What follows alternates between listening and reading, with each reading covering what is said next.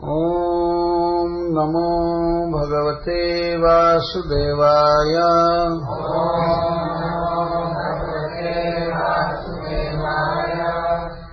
ॐ नमो भगवते वासुदेवाय।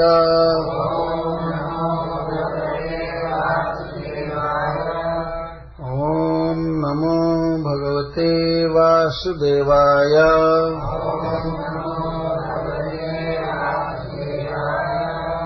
आत्ममोहो नृणामेष कल्प्यते देवमायया। सुहृद्दुर्हृद उदासीना इति देहात्ममानिनाम्। एक एव परो ह्यात्मा सर्वेषामपि देहिनाम्। नानेव गृह्यते मूढैः यथा ज्योतिर्यथा नभः। देह आद्यन्तवानेश द्रव्य प्राणगुणात्मकः। आत्मन्यविद्यया क्लृप्तः संसारयति देहिनाम्। नात्मनोऽन्येन संयोगो वियोगश्चासतः सति। तद्धेतुत्वात् तत्प्रसिद्धेः दृग्रूपाभ्याम् यथा रवेः। जन्मादयस्तु देहस्य विक्रियानात्मनः क्वचित्। कलानामिव नैवेन्दोर् मृत्युर्यस्य कुहुरिव। यथा शयानयात्मानं विषयान् फलमेव च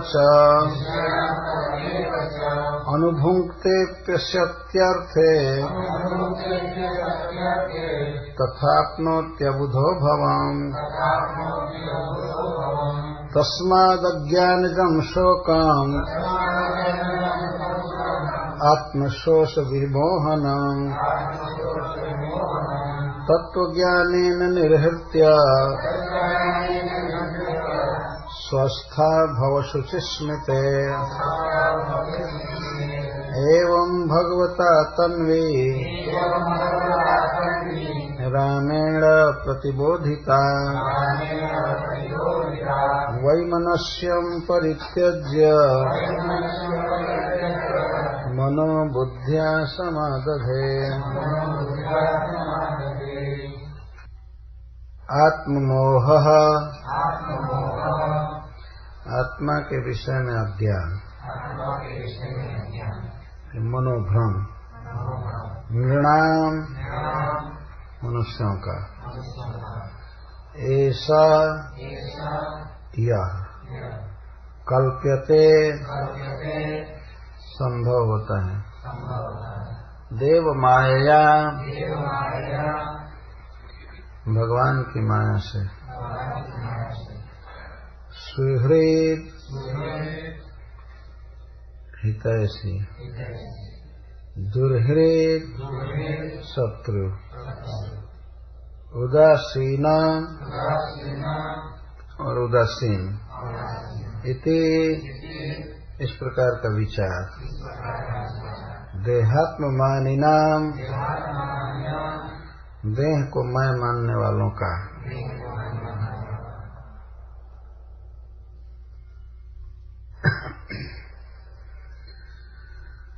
तो इसके पहले कथा में इस बात का निरूपण किया गया था,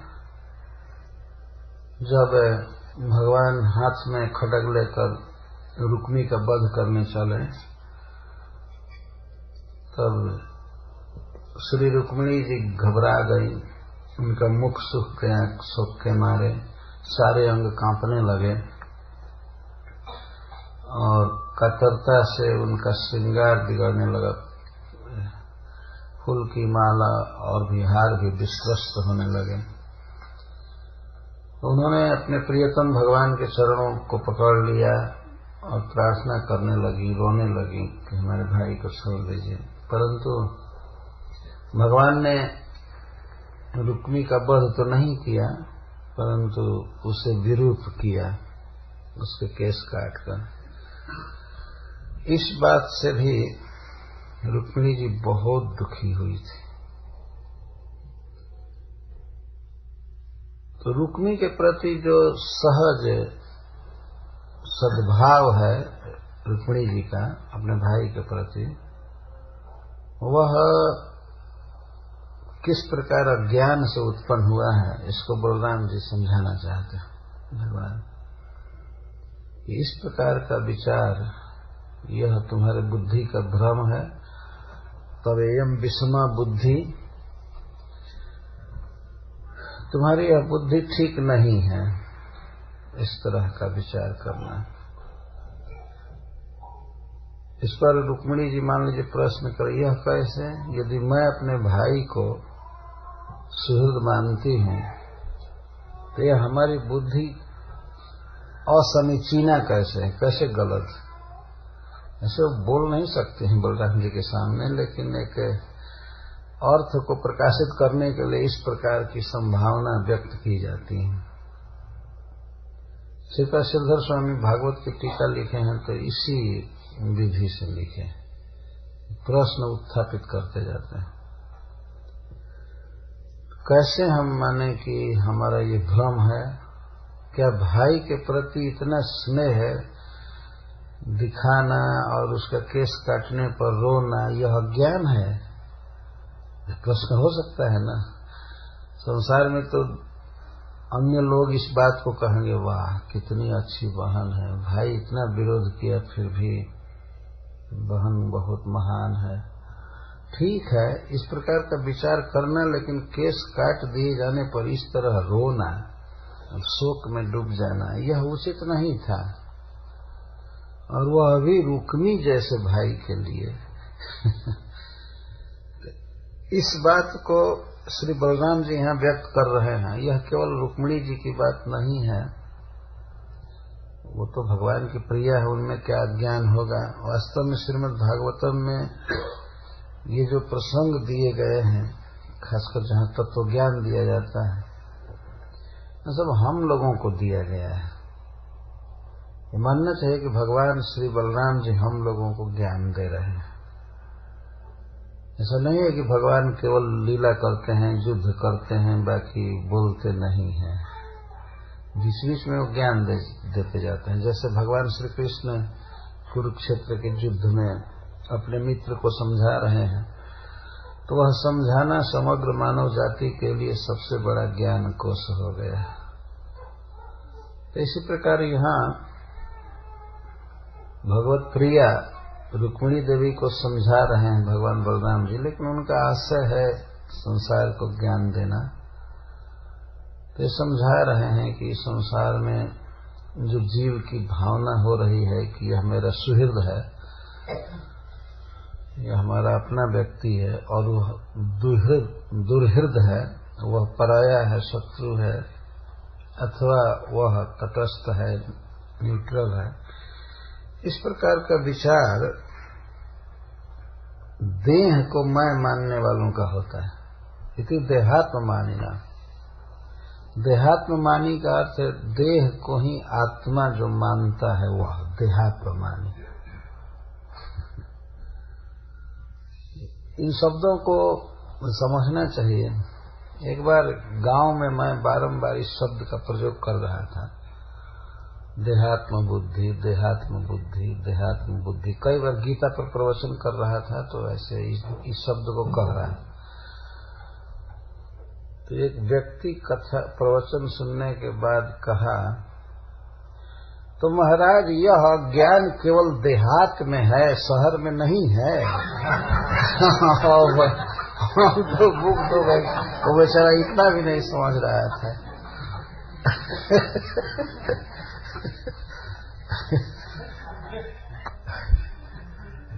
क्या शहर में ऐसे अज्ञानी लोग नहीं हैं? आप कह रहे हैं देहात में ये बुद्धि है, देहात में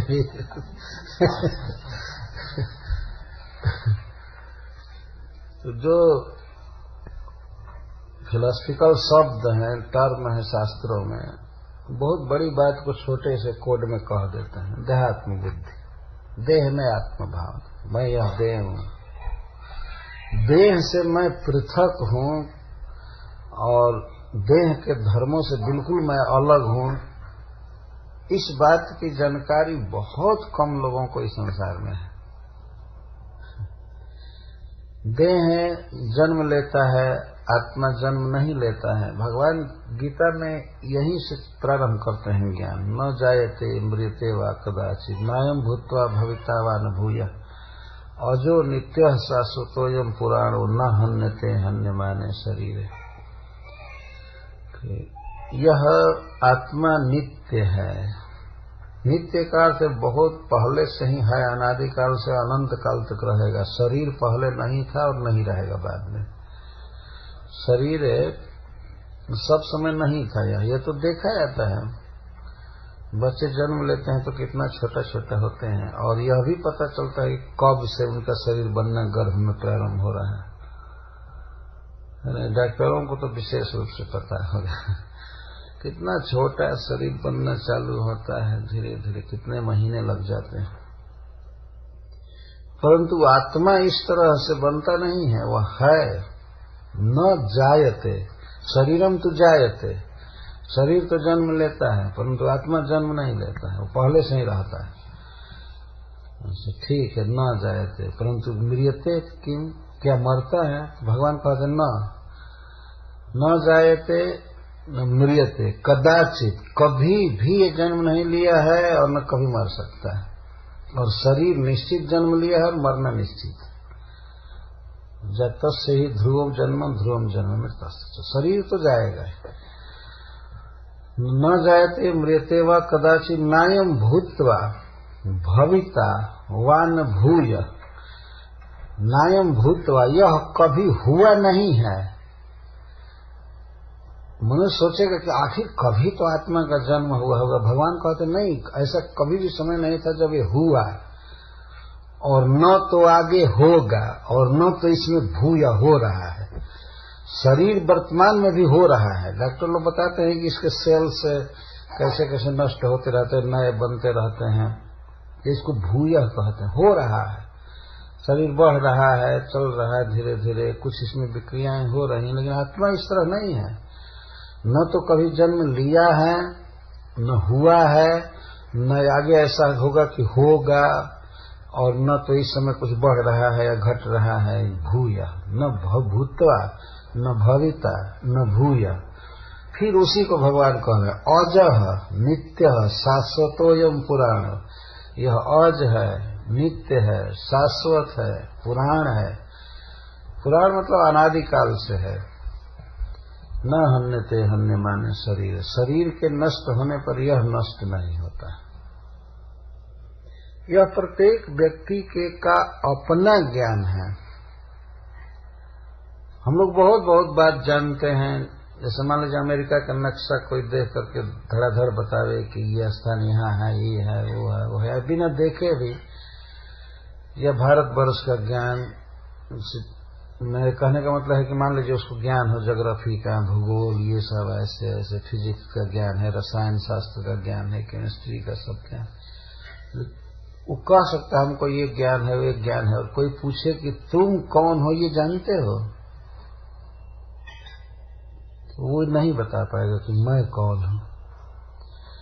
अगर इस तरह से प्रश्न किया जाए पश्चात जगत में कि आप कौन हैं, तो आदमी सीधे बताएगा अपना कोई नाम, पिता का नाम, माता का नाम, और अपने बारे में बताएगा कि गोरा हूं कि काला हूं कि क्या हूं, ये हूं। तो ये तो शरीर का परिचय हुआ है। आत्मा शरीर से भिन्न है। भगवत गीता का प्रारंभिक ज्ञान यही है कि आत्मा को शरीर से बिल्कुल भिन्न समझ लेना है। और श्री बलराम जी यहीं पर ये ज्ञान दे रहे हैं। तो शरीर को मैं मानने के कारण ही शरीर के संबंधियों में या शरीर को सुख देने वाले लोगों में यह बुद्धि होती है कि ये हमारा हितैषी है, हमारा सुहृद।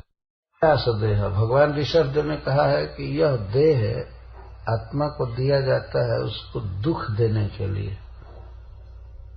क्लेशद, क्लेशान ददाती इति क्लेशद, जो बहुत क्लेश दे, दुख दे, उसको क्लेशद कहते हैं।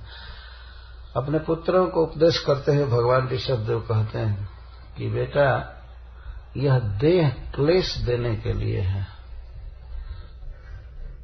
क्लेश देने वाले पारक्य और अचित जड़ शरीर को आत्मा मान लेता है कि यही मैं हूं। कितना बड़ा अज्ञान है उसका, और उसी अज्ञान के अनुसार उसके सारे व्यवहार होते हैं। तो यहां पर जैसे रुक्मी की दशा है, नहीं रुक्मिणी जी की दशा है। रुक्मिणी जी अपने भाई के विरूपकरण पर इतना शोक कर रही हैं, परंतु वहीं पर हजारों वीर मार दिए गए हैं। उनके विषय में उनको कोई शोक नहीं हो रहा है, बल्कि भगवान के पास उन्होंने पत्र लिखा था कि निर्मथ चैद मगधेन्द्र बलम प्रसह्य माम राक्षसेन विधिनोद बहवेच शुल्का। हे प्रभु, आप जरासंध आदि की सेना को मथ करके, मथने का मतलब उनको मार करके, तहस नहस करके राक्षस विधि से मेरा पाणी ग्रहण कीजिए। तो जरासंध शिशुपाल आदि मारे जाए जान से, तो इसके लिए खुशी है, और भाई यदि कुरूप केवल कर दिया गया तो इस पर इतना बड़ा दुख हो रहा है। तो भगवान को एक अवसर मिल गया उपदेश करने का, एक बहाना मिल गया जीवों को शिक्षा देने का। देखिए क्या भावना है जीव।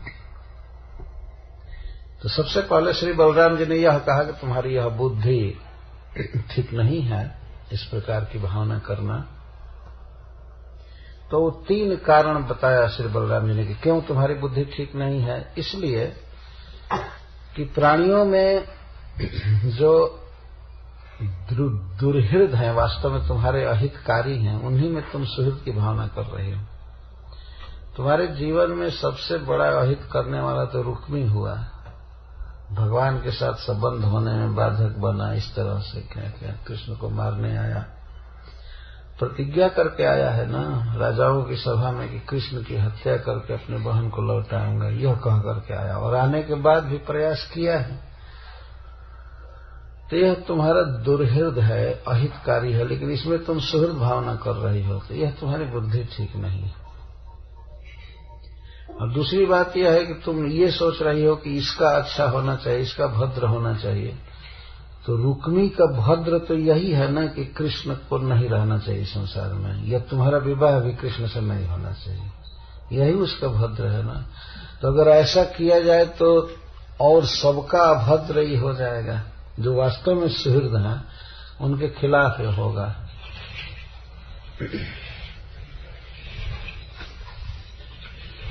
तो रुक्मी को यदि दंड नहीं दिया जा रहा है तो यह सारे सुहृदों को दुख का कारण होगा, इसका मतलब उनको दंड दिया गया। अच्छा, दूसरी बात यह है कि एक ही स्थान में तुम शिशुपाल आदि के प्रति ये भावना कर रही हो कि ये लोग मारे जाएं, और उन्हीं के ग्रुप का है, बल्कि लीडर है, और उसको ये कह रही हो कि इसको क्रूप नहीं करना चाहिए, ये गलत है। तो और लोग मारे जाएं, इसको श्री बलराम जी कह रहे हैं ये विषमा बुद्धि, तुम्हारी विषम बुद्धि है। और इसी का समर्थन में कर रहे हैं कि यह जो बुद्धि है, ये दुर्हृद या सुहृद या उदासीन, इस संसार में सब भौतिक देह के ऊपर चलता है। वास्तव में आत्मा का हितैषी कोई और होता है, या आत्मा का विरोधी कोई और होता है। जैसा मैं कल व्याख्या में कुछ कहा था कि श्री कृष्ण के विषय में कोई बताता है और श्री कृष्ण से यानी हाउ जोड़ता है व्यक्ति, तो यही है आत्मा का हित।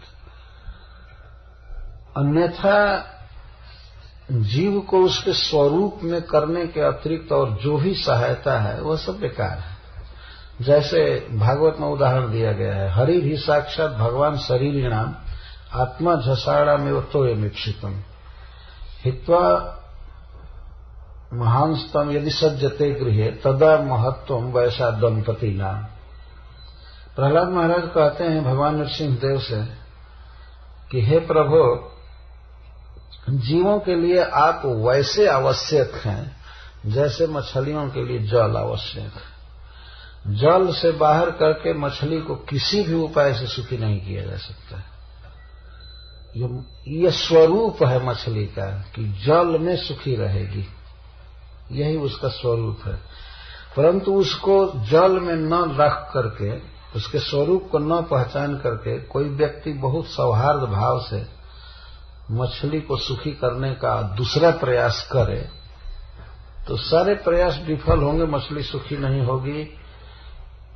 जैसे मान लीजिए मछली को कोई यह कहे कि इसको बासमती का राइस खिलाओ खूब अच्छा कुकिंग करके, अथवा सब प्रकार की मिठाइयां खिलाओ, खीर पिलाओ, और अथवा इसे झूला झुलाओ, झूला झूले कुछ हवा लगेगा तो ठीक हो जाएगी। वो तो जैसे हवा लगेगी और बिगड़ती जाएगी। और दूसरा सुहृद आता है, कहता है नहीं इसको बैवान पर घुमा दो, कुछ बैवान पर घुमाओ। चाहे तीसरा सुहृद आता है, चौथा, वो कहता है नहीं सुंदर गीत सुनाओ, वीणा बजाकर सारंगी बजा करके खूब गाओ, इससे सुखी हो जाएगी। दूसरा कोई कहे नहीं मसाज करो, विविध तेल ला करके और इसके शरीर में लपेटो, यह करो वह करो। कोई कहेगा नहीं रेशमी कपड़ा सिला दो, जाड़ा लग रहा है, ढक दो, स्वेटर पहना दो, जूता पहना दो। किसी भी हालत में मछली की हालत बिगड़ती जाएगी। तो इस तरह वास्तव में हम लोग कृष्ण के अंश हैं, हम लोग भी स्पिरिट हैं, स्पिरिचुअल हैं। तो बिना कृष्ण के संपर्क के हम सुखी हो ही नहीं सकते किसी भी उपाय से। और कुछ भी दे दिया जाए, स्वर्ग दिया जाए या इस पृथ्वी का भोग, कुछ भी, लेकिन जीव की हालत बिगड़ती जाएगी और बिगड़ती जा रही है। जीव यही समझते हैं कि इसको ये देना है सुखी हो जाएगा, ये हो जाएगा। नहीं। तो हरि ही साक्षात भगवान शरीर नाम आत्मा झसाणम इव तोयम इप्सितम। जैसे झखों के लिए, मछलियों के लिए तोयम इप्सितम जल आवश्यक है, उस तरह से हरि आवश्यक है, श्री कृष्ण आवश्यक है जीव के लिए। तो इस तरह से मान लीजिए कोई सुहृद है और किसी जीव का वास्तव में हित करना चाहता है, परंतु जीव के स्वरूप का उसे ज्ञान ही नहीं कि है कौन। जैसे मछली का हित ऐसी है, लेकिन उसको ये पता न हो कि मछली जल में सुखी रहती है, वो तो कहेगा कि इसको दूध में डाल दो। मछली को सौहार्द भाव से कहेगा कि जल में मत डालो, जल में क्या डालना है, खूब अच्छा दूध में डाल दो, दही में डाल दो, तो मर जाएगा, मछली मर जाएगी इस तरह से। तो जो भी यहाँ पर व्यवहार है अज्ञान में है। और एक और उदाहरण दिया जाता है सपना का। सपना में मान लीजिए कोई हितैषी किसी की सहायता कर रहा है, या कोई शत्रु उसको मार रहा है, उसका धन छीन रहा है, दोनों मिथ्या है। आगे श्री बलराम जी बताएंगे। कोई कुछ नहीं हेल्प कर रहा है और कोई कुछ नहीं बिगाड़ रहा है। इसलिए वो कहते हैं कि सुहृद दुर्हृद उदासीन इति देहात्मानी नाम विचार। यह हमारा सुहृद है और यह हमारा दुर्हृद है, इस प्रकार, और यह उदासीन है, इस प्रकार की भावना करना यह देह को मैं मानने वाले बहुत बड़े अज्ञानियों का विचार है। कौन किसका सुहृद है और कौन किसका दुर्हृद है, क्या हित करेगा इसमें, वो क्या भौतिक हित करेगा। संसार चक्र में जीव पड़ा हुआ है, जन्म मरण में, कर्म बंधन में है। यहाँ पर किसी को कुछ देना, कुछ सहायता करना, क्या उसका हित है। और कोई किसी का कुछ छीन लिया तो क्या अहित किया, जाल ही तो छीना। ये सब जितने हैं, धन घर शरीर आदि भी, ये सब आत्मा के लिए बंधन है। और कोई व्यक्ति इनको छीन लेता है तो वह अहित किया, ऐसा नहीं कहा जा सकता। और कोई इस जाल को बढ़ा दिया और टाइट कर दिया तो कहा जाए कि सुहृद है, ऐसा नहीं कहा जा सकता है। या कोई उदासीन, तो इति देहात्म मानिनाम, देह को ही आत्मा मानने वालों का विचार। तो यह आत्मा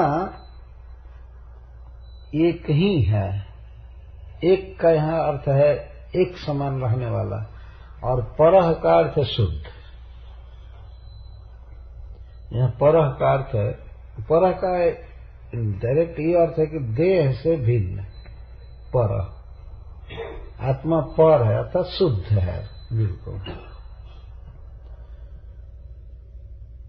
सर्वेशामपि देहिना, जितने भी देहधारी हैं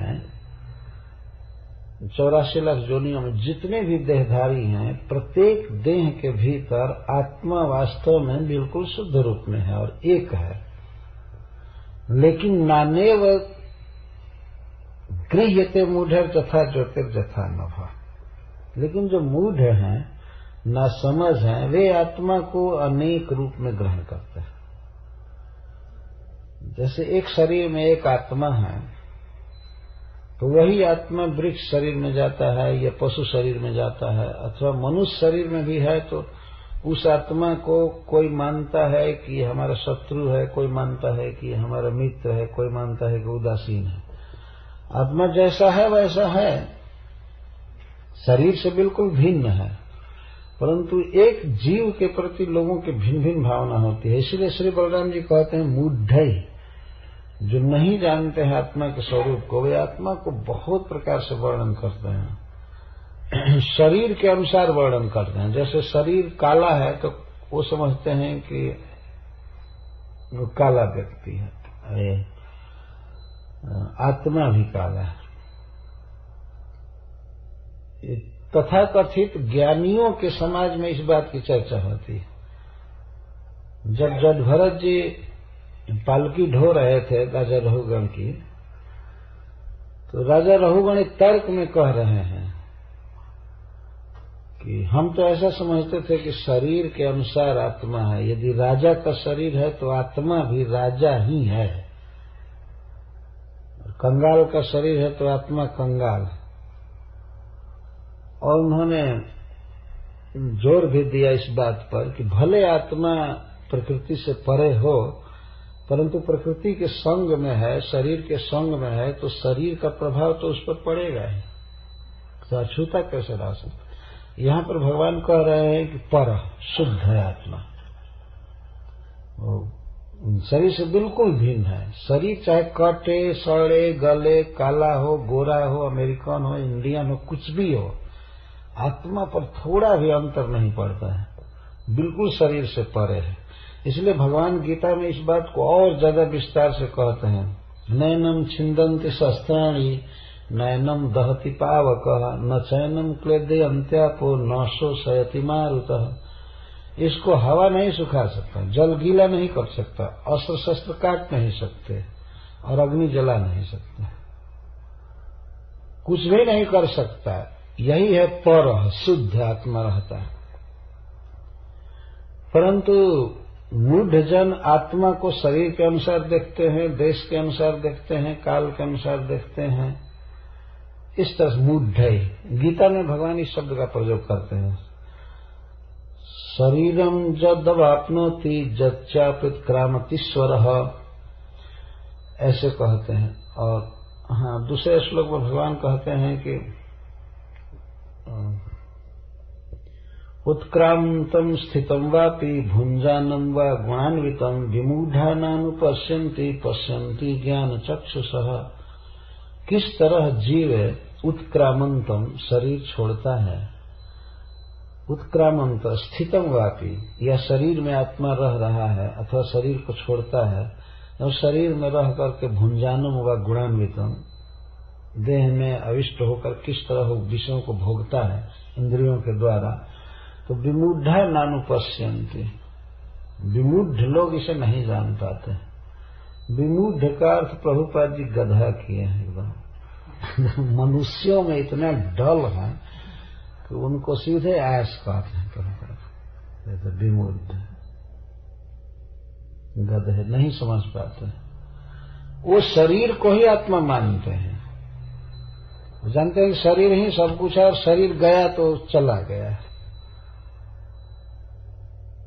और कुछ तो ये भी मान्यता रखते हैं कि शरीर ही आत्मा है, इसको कब्र में खूब सजा करके रखो, एक दिन जजमेंट का दिन आएगा तो ये उठेगा, ऐसा बोलते हैं। वो आत्मा तो गया, वहां जजमेंट में देर नहीं होती है, पहले ही सब कंप्यूटराइज्ड है, सब कुछ पहले ही फाइनल हो जाता है। शरीर से निकले बस, ऐसा नहीं है कि अब इतना देर ईश्वर के दरबार में होगा तब तक शरीर सड़गल कर खत्म हुआ तो उठेगा कौन। ये विचारणीय बात है। वो दिन आएगा, पता नहीं कब वो जजमेंट होगा, तब तक क्या जीव इसी तरह से सोया रहेगा। मतलब तो जीव गया, भगवान गीता में कहा तो शरीर छोड़ करके चला जाता है। जातस्य ही ध्रुवम जन्म मृतस्य च, मृतस्य च जो मर गया अर्थात शरीर को छोड़ दिया, उसको दूसरा शरीर लेना है, वो गया दूसरे शरीर में। जजमेंट लेने के लिए वो कब्र में नहीं पड़ा रहेगा लाखों वर्ष। इसको कहते हैं विमूढ़ा, विशेष मूढ़ा। विमूढ़ा नानुपश्यन्ति, वो नहीं जानते। पश्यन्ति ज्ञान चक्षु से, जिनको ज्ञान का चक्षु है, ज्ञान का नेत्र है, वे लोग जानते हैं कि आत्मा शरीर में भोग रहा था विषयों को, आत्मा सुख दुख का अनुभव कर रहा था, आत्मा शरीर में था, शरीर को चालित कर रहा था, आत्मा चला गया। ज्ञान चक्षु से, जिनको शास्त्र का ज्ञान है, गुरुजनों का संग है, वे लोग इस बात को समझ जाते हैं। तो कभी कभी लोग तर्क करते हैं कि हिंदू लोग ये मरे हुए लोगों को पानी देते हैं, क्या वो पानी मिल जाता है उनको? कई बार तर्क करते हैं। यहां तक तर्क में कहा गया है कि यदि मरे हुए लोगों को कुछ चीज पहुंचाया जा सकता है जबकि उनका पता नहीं है कि कहां गए, तो रास्ते में जो लोग जाते हैं प्लेन में, ट्रेन में, तो उनको बांध करके भोजन देने की क्या जरूरत है? ये तो पता रहता है कि यहाँ पर है, उनको क्यों नहीं भेज देते हैं? ये तर्क देते हैं, रास्ते में क्यों नहीं भेज देते? यदि यह सत्य है कि मृतात्मा को भेजा जा सकता है, तो फिर सवारी में चढ़े हुए आदमी को क्यों नहीं भेजा जा सकता है? उस समय देने की क्या जरूरत है शुरू में? ये तर्क कर रहा था एक व्यक्ति। इस प्रोसेस पर वो विचार नहीं करता है। देखिए, प्लेन पर चढ़े हुए व्यक्ति के लिए तो शुरू में ही बांध करके दे सकते हैं अथवा लास्ट में भी पहुंचा सकते हैं, बीच में देने की तो कोई व्यवस्था नहीं है। वहां बीच में कौन ले जा करके देगा? दूसरे जहाज से टकराएगा, मर जाएंगे सभी, कौन देगा? विधि नहीं है। तो जो ये विधि काम नहीं करते तो लोग समझते हैं कि बस और जगह भी ये विधि नहीं है, लेकिन ईश्वर की बनाई हुई विधि है कि कोई वस्तु उस व्यक्ति को कैसे मिल जाती है समय पर। ये सूक्ष्म विधियां हैं परंतु सत्य है। यहाँ पर उसका पुत्र या भाई या कोई संबंधी उसके लिए पिंडदान करता है, कुछ शुभ कर्म करता है, तो वह जाकर के फल मिलता है उसे, अमृत के रूप में, वस्त्र के रूप में, घर के रूप में, या यहाँ तक वो मुक्त भी हो जाता है, जैसे धुंधकारी मुक्त हो गया गोकर्ण जी के भागवत से। स्पष्ट शास्त्रों में सब उल्लेख है। तो जो आत्मा को आत्मा के रूप में समझते हैं वे तो ठीक समझ जाएंगे, लेकिन देह को ही जो आत्मा समझते हैं वे गधे नहीं समझ पाएंगे इस बात को, वो तो कभी नहीं समझेंगे। तो विमूढ़ा नानुपश्यन्ति पश्यन्ति ज्ञान चक्षु। श्री बलराम जी यहाँ कहते हैं कि जो मूढ़ होते हैं वे आत्मा को अनेक रूप में देखते हैं। उदाहरण दे रहे हैं जो दो, जथा ज्योति जथा नभ। जथा ज्योति, ज्योति का अर्थ होता है यहाँ जैसे चंद्रादि ज्योति, चंद्रमा या सूर्य, और नभ का अर्थ है आकाश। वास्तव में आकाश में देखा जाए तो चंद्रमा जैसे हैं वैसे हैं, परंतु अलग अलग बर्तन में जिसमें पानी भरा पड़ा है या तेल है, लोग अलग अलग देश में अलग अलग स्थान पर यदि चंद्रमा को देखें, जथा ज्योति को चंद्रमा को अगर देखें तो जहां जिस स्थिति में है वैसे वो देखेंगे। यदि पानी हिल रहा है हवा के वेग से, पवन के वेग से यदि जल संचालित हो रहा है और वे केवल वहीं पर देख रहे हैं चंद्रमा को, आकाश में नहीं देख रहे हैं, तो वे कहेंगे कि चंद्रमा कटा छटा है, टेढ़ा है, झिलमिल कर रहा है। उनको चंद्रमा गोलाकार दिखाई नहीं दे सकता है। पूर्णिमा का चंद्रमा, यहाँ ये तात्पर्य है कि पूर्णिमा का दिन है, चंद्रमा आकाश में उगा हुआ है, परंतु अलग अलग स्थान में लोग देख रहे हैं, उपाधि से ग्रस्त चंद्रमा को देख रहे हैं। उपाधि का अर्थ ये है, उपाधि का अर्थ है जल में प्रतिबिंबित चंद्रमा। तो जल में चंद्रमा प्रतिबिंबित हो रहा है तो जल के जो धर्म है, कंपन आदि, वो चंद्रमा में दिखाई पड़ेंगे, जबकि चंद्रमा जल से बिल्कुल अछूता है। वो लाखों करोड़ों योजन दूर है, परंतु उसको जल के भीतर व्यक्ति देखेगा तब तो लगेगा कि चंद्रमा कटा छटा टेढ़ा है, ऐसा है वैसा है। इसी तरह जो व्यक्ति शरीर की उपाधि से बांध करके जीव को देखता है तो वह तो देखेगा, अनेक प्रकार से जीव को देखेगा। वो काला है, गोरा है, वो पशु हो गया, वो चींटी हो गया, वो पक्षी हो गया, वो ये हो गया, हमारा सुहृद हो गया, हमारा दुहृद हो गया। लेकिन वास्तव में आत्मा की सहज जो स्थिति है उसमें देखे तो उसी चंद्रमा की तरह दिखाई पड़ेगा जो बिल्कुल अचल है, स्थिर है, उसमें कोई झलमलाहट नहीं है, टेढ़ापन नहीं है, कटा छटा नहीं है, इस तरह से देखेगा। तो जथा ज्योति, जैसे ज्योति को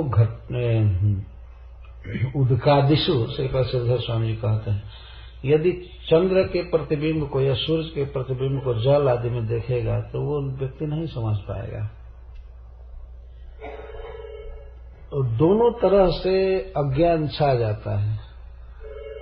तो श्रीमद् भागवतम में वसुदेव जी उदाहरण दिए हैं, कंस को समझा रहे हैं। तो वे कहते हैं कि किस प्रकार व्यक्ति शरीर को आत्मा और आत्मा को शरीर मान लेता है, ये भ्रम हो जाता है। तो वो भी यहीं पर ऐसा ही उदाहरण दिए हैं। ज्योतिर्जथैवो दक् पार्थिवे स्वदः समीर वेगानुगतम विभाव्यते।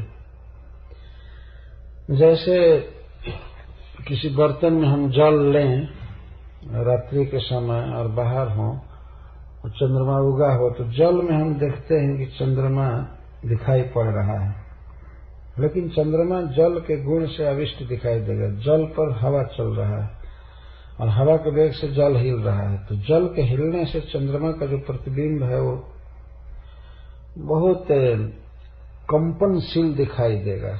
कई टुकड़ों में चंद्रमा दिखाई देगा, कभी लंबा दिखाई देगा, कभी झिलमिल ऐसे स्थिर नहीं दिखाई देगा।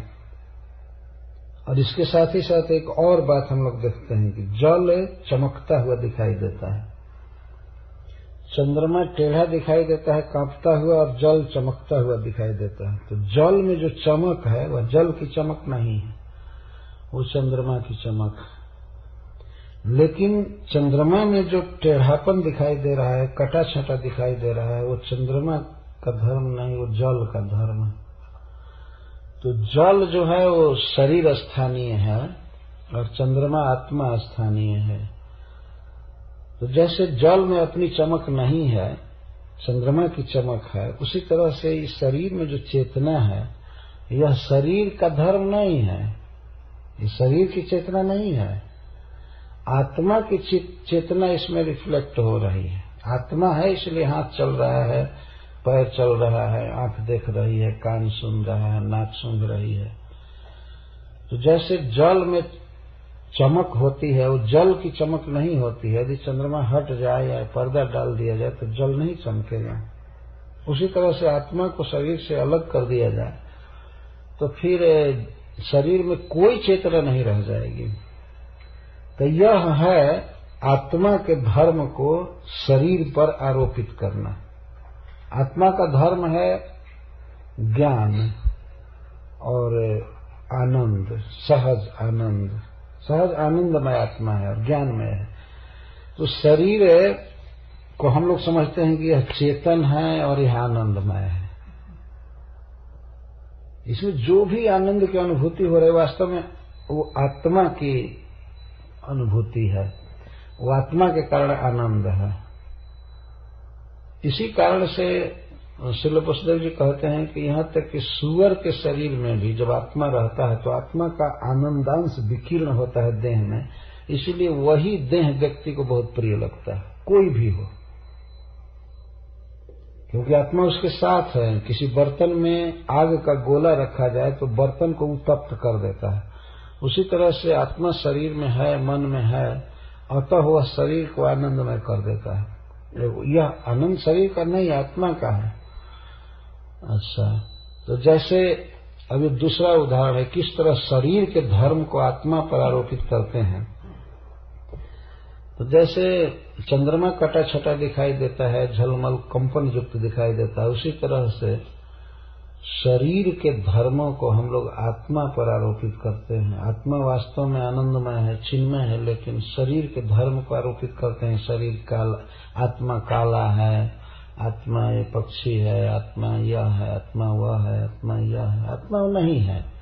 तो शरीर के धर्म को, धर्म मतलब स्वभाव, शरीर के धर्म को आत्मा पर आरोपित करते हैं और आत्मा के धर्म को शरीर पर आरोपित करते हैं।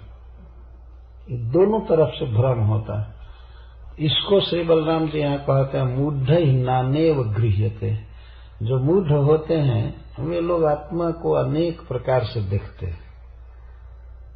जथा ज्योति जथा नभ, और इसी तरह से नभ आकाश, आकाश जैसा है वैसा है और बिल्कुल निर्लिप्त है। भगवान से इसको उपमा दी जाती है, आत्मा से उपमा दी जाती है। किस तरह से निर्लिप्त है आकाश और कितना महान है, कभी कट नहीं सकता, बंट नहीं सकता, लेकिन फिर भी मूढ़ लोग कहते हैं कि आकाश कट गया है। जैसे घटाकाश, घड़ा है तो घड़ा के भीतर जो आकाश है उसको घटाकाश कहते हैं, घड़े में बंद आकाश। लेकिन आप जरा विचार कीजिए, यहाँ पर एक घड़ा है, हम कहते हैं कि आकाश घड़े के आकार में हो गया है, लेकिन घड़े को हटाते जाइए धीरे धीरे तो जो आकाश था वो जेव का त्यों उसमें रहता है और स्थान बदल जाता है। तो कहाँ का आकाश कटा? आकाश कभी कट नहीं सकता। यहाँ पर हम दीवार बना दें तो ऐसा नहीं कि आकाश उतना कट गया, या दीवार गिर गया तो आकाश नया बन गया। और आकाश में बादल घिरते हैं, हवाएं चलती हैं, कुछ भी होता है, लेकिन इसके बाद ऐसा नहीं है कि अब जाड़े के दिन में बहुत बादल छाया है, बर्फ पड़ा है तो आकाश ठंडा हो गया है। आकाश ठंडा नहीं होता, हवा ठंडा होती है। आकाश जैसे है वैसे है। यदि आग लगे आकाश में तो आकाश गर्म नहीं होता है, और बर्फ पड़े तो ठंडा नहीं होता है। बादल घिरे चाहे बादल न रहे, अनावरण प्रकाश हो, आकाश आकाश। घर बन जाता है तो लगता है कि मठाकाश। सीता शंकराचार्य जी इन शब्दों का प्रयोग कर, मठाकाश, घटाकाश। मठ के अंदर आकाश बंद हो गया, जैसे इस रूम में आकाश है चौकोर, लेकिन यह रूम न भी रहे तभी आकाश यहाँ का ज्यों के त्यों रहेगा। तो जैसे मूढ़ लोग आकाश, एक ही आकाश को अनेक रूप में देखते हैं और चंद्रमा आदि के ज्योति को जल आदि में अनेक प्रकार से देखते हैं, वैसे ही आत्मा वास्तव में एक है, लेकिन लोग उपाधि से युक्त आत्मा को अनेक प्रकार से देखा करते हैं। शरीर से बाध करके इसको देखना चाहिए। एक व्यक्ति ने बहुत अच्छा शब्द एक बार कहा था, हमको याद नहीं आ रहा है कहाँ पर। वो कह रहा था कि स्वामी जी, जीते तो सब हैं, लेकिन शरीर से थोड़ा अलग होकर जीना सीखना चाहिए। शरीर से अलग हो करके जीना सीखना चाहिए। कैसे अलग रह करके सीखना? अलग रहने का मतलब है कि विचार से, ज्ञान से अपने को शरीर से भिन्न समझे। तो आत्मा वास्तव में शरीर से भिन्न है और शुद्ध है। सर्वेशमपि देहिना, भले वो सुअर के देह में है अथवा देवता के देह में है, इससे आत्मा में कोई अंतर नहीं हो सकता है। सर्वेशमपि देहिना, आत्मा शुद्ध है, लेकिन मूढ़ लोग उसे भिन्न भिन्न प्रकार से देखते हैं। तो इसमें आत्मा का ज्ञान दिया भगवान श्री बलराम जी ने। लेकिन प्रश्न ये हो सकता है, श्रीधर स्वामी जी लिखते हैं, कुतस्तर ही न चंद्रादिवत आत्मानम एकम शुद्धम प्रतिमा। ठीक है, आप कहते हैं कि चंद्रादि की तरह, ज्योति की तरह और आकाश की तरह आत्मा है, लेकिन जल आदि में या घट आदि में मूढ़ लोग उसे अनेक प्रकार से देखा करते हैं। परंतु हम लोग तो साफ देखते हैं कि चंद्रमा आकाश में है, और आकाश को भी हम लोग देखते हैं कि यह निर्लिप्त है। तो आत्मा की प्रतीति, अनुभूति क्यों नहीं हो पाती है इस प्रकार से कि आत्मा बिल्कुल भिन्न है शरीर से? तो श्री बलराम जी कहते हैं कि देह आद्यंतवानिश द्रव्य प्राण गुणात्मक आत्मन्य विद्या क्लिप्त संसारयति देहिनम। देह और देहिनम, इस श्लोक में दो शब्द का प्रयोग किया गया है। देह का अर्थ तो स्पष्ट है, ये देह दो प्रकार का देह होता है, सूक्ष्म देह और स्थूल देह। तो सूक्ष्म देह के लिए ही वर्णन किया जा रहा है और स्थूल के लिए भी। तो देह क्या है? ऐसा देह, यह देह आद्यंतवान, आदिवान अंतवान, आद्यंतवान, इसका प्रारंभ होता है और इसका अंत होता है। अंतवान है और आदिवान है, युक्त है, लगा हुआ है। शुरुआत होती है इसकी और इसका नाश होता है। क्योंकि आत्मा इससे बिल्कुल भिन्न है, आत्मा की कोई शुरुआत नहीं और कोई अंत नहीं है। लेकिन ये सब देह, यह देह आद्यंतवान, वान दोनों जगह जोड़ना पड़ेगा, आदिवान और अंतवान। आदि से युक्त है, अंत से युक्त है। और है क्या? देह का वर्णन किया जा रहा है कि देह का प्रारंभ होता है और देह का अंत होता है। बीच में इसमें मैटेरियल क्या लगा है इस देह में? द्रव्य प्राण गुणात्मक। आत्मक का अर्थ होता है मात्रा। देह किस चीज से बना है? और तीन चीज से, अधिभूत और अध्यात्म और अधिदैव इसको कहते हैं। इस शरीर में कुछ द्रव्य है, द्रव्य 5 हैं, भूमि रापो जलम, पृथ्वी, जल, अग्नि, वायु और आकाश, इनको द्रव्य कहा गया है। सभी प्राणियों के देह में ये 5 चीजें हैं। केवल 5 चीज रहेंगी इसी से देह कह देंगे, ऐसी बात नहीं है।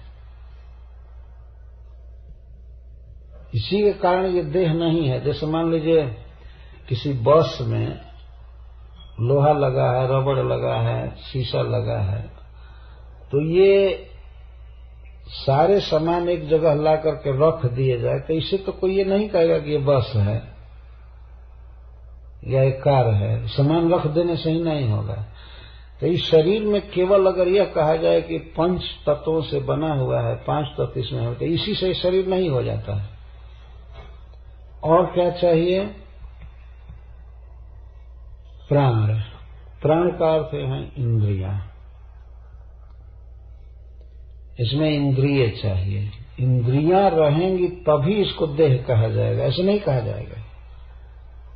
तो कहीं माटी और कहीं जल ला करके अलग अलग रख दिया जाए, चाहे एक में ही रख दिया जाए, सान दिया जाए, माटी के साथ पानी साना जाता है, और आग में पका दिया जाता है, हवा में सुखा दिया जाता है, आकाश में खड़ा कर दिया जाता है, तो इससे वो देह नहीं हो जाएगा। उसमें इंद्रियां चाहिए। अच्छा, इंद्रियों के अतिरिक्त और भी चीज उसमें लगा है, गुण। यहाँ गुण शब्द का अर्थ है इंद्रियों पर अधिष्ठित देवता, जो इंद्रियों को चालित करते हैं, इनको अधिदैव कहते हैं। और इंद्रियों को, मन को अध्यात्म कहते हैं, और पंच तत्वों को द्रव्य कहा जाता है। तो भगवान कह रहे हैं कि द्रव्य प्राण गुणात्मक है। यह शरीर पंच तत्वों से बना हुआ है और इसके साथ इसमें इंद्रियां हैं और इंद्रियों के नियामक देवता है। इतना जब कंप्लीट होता है तब इसको देह कहा जाता है। देह आद्यंतवान ऐसा प्राण, द्रव्य प्राण गुणात्मक इस तरह से है। लेकिन भूल क्या हुई है जीव में कि आत्मनि अविद्या क्लिप्त, आत्मा के स्थान में इसी देह को मान लेते हैं मूर्ख लोग। देह अलग वस्तु है, देही अलग है। देह वाला देह से भिन्न है। देह वाले को देही कहते हैं। जिसके पास धन है तो उसको धनी कहते हैं, जिसके पास देह है उसको देही कहते हैं। जैसे धन से धन वाला अलग है, उस तरह से देह से देही अलग है। परंतु देही इतना बेवकूफ हो जाता है, इतना उसकी बुद्धि समाप्त हो जाती है कि वह आत्मा के स्थान में इस देह को मानता है। आत्मनि अविद्या क्लिप्त, आत्मा के अपने स्वरूप में इस देह का ही वह अध्यास करता है कि मैं देह हूं। और इसी भावना के कारण यह जो देह है, सूक्ष्म देह, वह देहिनम संसारयति, देही को, आत्मा को संसारयति। संसारयति का अर्थ है कि संसार में चलाता रहता है। जन्म मरण भूख प्यास ये सब सहना पड़ता है देही को, इसके कारण होता है। देह देही को संसारयति, इसे बहुत सुंदर शब्द का प्रयोग कर रहे हैं भगवान। देहिनम ऐसा देह संसारयति। अब बताइए, चिन्मय वस्तु को, जीव को जड़ शरीर लताड़ रहा है संसारयति। संसारयति का अर्थ है कि वो डालता है, गर्भ में डालता है, मरण में डालता है, रोग दुख भूख प्यास आदि, ये सब आत्मा में नहीं है। लेकिन आत्मा के स्थान में देह को कर दिया गया है क्लिप्त। क्लिप्त का अर्थ होता है बिल्कुल रख देना। रखने का अर्थ है कि मन में अभिनिविष्ट हो जाना, सोचना कि मैं देह हूं, मैं देह हूं, मैं यह हूं वह हूं। इसलिए देही को इस देह के अनुसार चलना पड़ता है। तो यही इसके जन्म मरण आदि का कारण है। यह देह ही कारण है। ऐसा देह जो आद्यंतवान है और द्रव्य प्राण गुणात्मक है, यह आत्मा के स्थान में आकर के आत्मा को अपने कब्जे में लेकर के उसको फिर जन्म मरण में डाले रहता है। तो नात्मनोन्येन संजोगो विजोगः चासतः सति तद्धेतुत्वा तत्प्रसिद्धे दृग्रूपाभ्याम जथा रवेः। तब यह प्रश्न होता है कि जब देह के साथ इस तरह से संबंध है और संसार भी है, जैसा भगवान ने कहा कि आत्मा के स्थान में ये देह कब्जा कर लिया है, हो गया है। देह बेचारा क्या कब्जा किया हो, आत्मा ही अज्ञान से मान लिया है कि मैं देह हूं और संसार में डाल ही दिया है, तब तो कैसे शुद्ध रहा। ननु देह संबंधे न अपनी संसारे सती शुद्धत्व गतम एवं। अब तो इसकी शुद्धता चली गई ना। जैसे बलराम जी ने कहा कि यह शुद्ध है, पर है, लेकिन रुक्मिणी जी कह सकती हैं कि जब देह के साथ संबंधित है और आत्मा को जन्म मरण में डालता रहता है, तब तो आत्मा की शुद्धि गई, अब कहाँ शुद्ध रहा। तो श्री बलराम जी कहते नहीं नहीं नहीं, आत्मा फिर भी शुद्ध रहता है, आत्मा को इस देह से कुछ भी लेना देना नहीं। तब कहते हैं नात्मनोन्येन संजोगो विजोगः चासतः सति। हे सती, तो मैं अवश्य समझ जाओगी इस बात को। सती संबोधन के द्वारा कह रहे हैं, जो सत्य से युक्त है उसको सती कहते हैं। तुम ठीक ठीक समझ जाओगी। इस आत्मा का अन्य वस्तु से अर्थात शरीर आदि से कभी भी संयोग नहीं होता है और कभी वियोग नहीं होता है। पहले तो कहे कि आत्मनि अविद्या क्षुलिप्त, अविद्या के कारण यह देह आत्मा के स्थान में रख दिया गया है। अब भगवान कह रहे हैं कि देह के साथ, अन्य के साथ, यहाँ अन्य का अर्थ देह से बिल्कुल भिन्न, आत्मा से बिल्कुल भिन्न, देह के साथ आत्मा का कभी संयोग नहीं हुआ है और न हो सकता है, न वियोग हुआ है। वियोग भी नहीं है, संयोग भी नहीं है। तो संयोग नहीं है इसलिए वियोग नहीं है।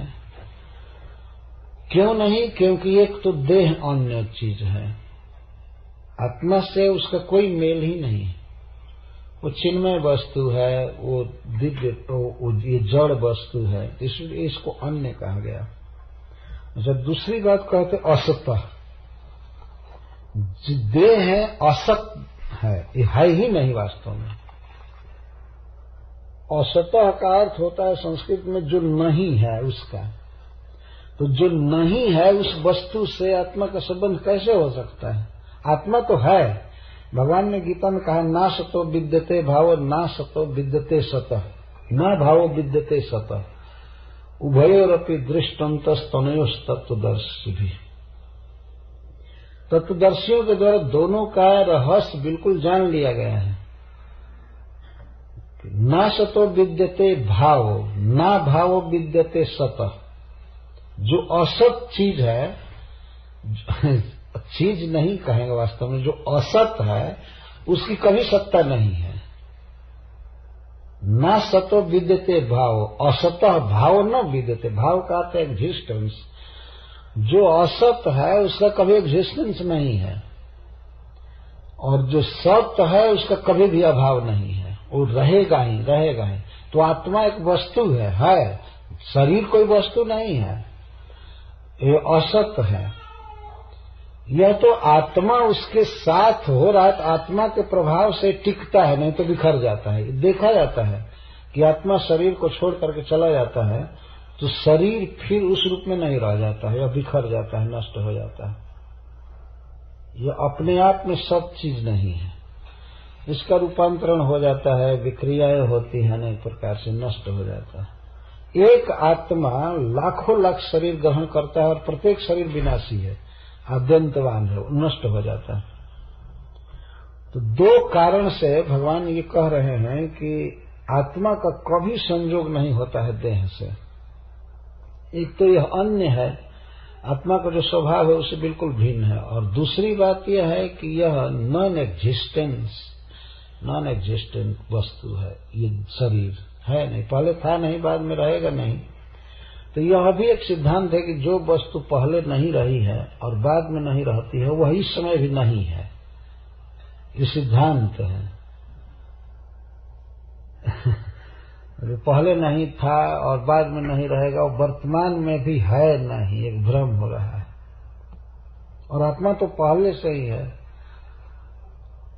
अजः शाश्वतोयम पुराणो, यह अज है, शाश्वत है, नित्य है।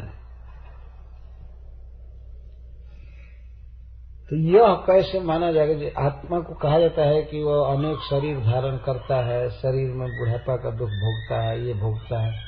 लेकिन भगवान यहाँ पर कह रहे हैं कि आत्मा का शरीर से कभी संयोग नहीं हुआ है, न वियोग होगा। तो ठीक है, एक बात तो समझ में आ जाती है कि संयोग नहीं है। तो संयोग नहीं है तो इसका अर्थ वियोग है, लेकिन वे कह रहे हैं न वियोग, वियोग भी नहीं है। आत्मा का देह से वियोग नहीं है। यह बात बहुत कम समझ में आ रही है। तो इसका वो समाधान ये किया जाता है कि यदि आत्मा के साथ कभी संयोग रहा होता, देह के साथ आत्मा का संयोग कभी रहा होता, तब कहा जाएगा ना कि वियोग होता है। लेकिन संजोग ही नहीं रहा, इसलिए वियोग नहीं है। अथवा कभी भी वियोग नहीं रहा है, इसलिए सदा संजोग है, ऐसे इसको कह सकते हैं, लेकिन यह गलत हो जाएगा।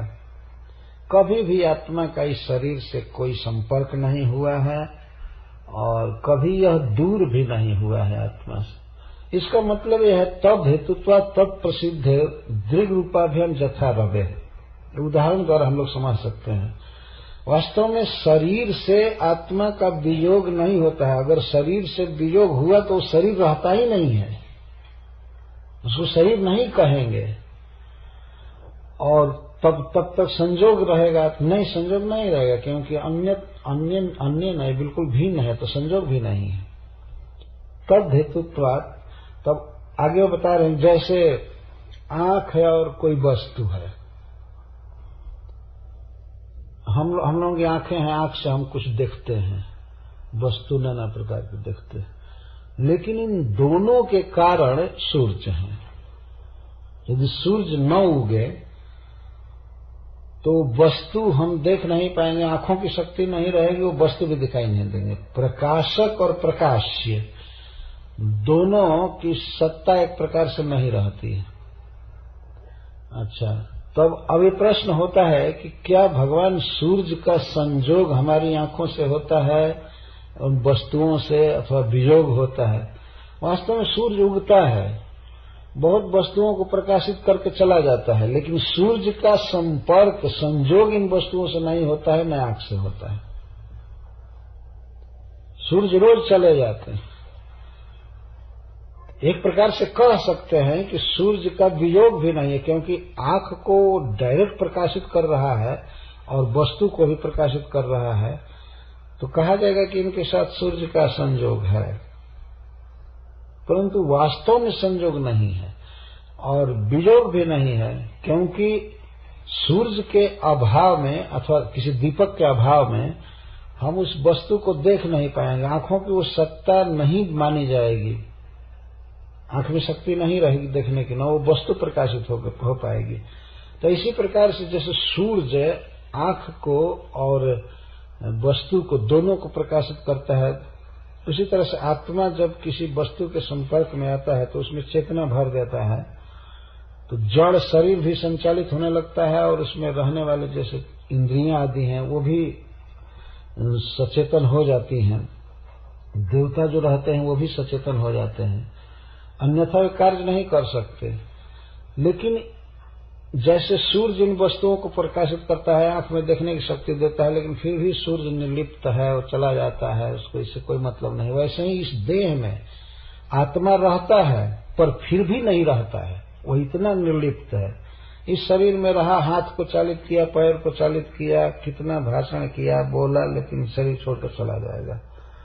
तो जिस समय शरीर में लगता है कि आत्मा है, वास्तव में है नहीं, शरीर से उसका कोई संपर्क नहीं है और शरीर से वियोग भी नहीं है, इस माने में कि उसके बिना इसकी सत्ता रहती नहीं है। देह से वियोग नहीं, उसकी सत्ता के बिना देह रहता नहीं है, और देह जब तक है तो इसके साथ उसका संपर्क नहीं है। यह समझने की बात इस तरह से है कि केवल आत्मा तटस्थ भाव से वास्तव में इसमें चेतना का संचार करके चला जाता है।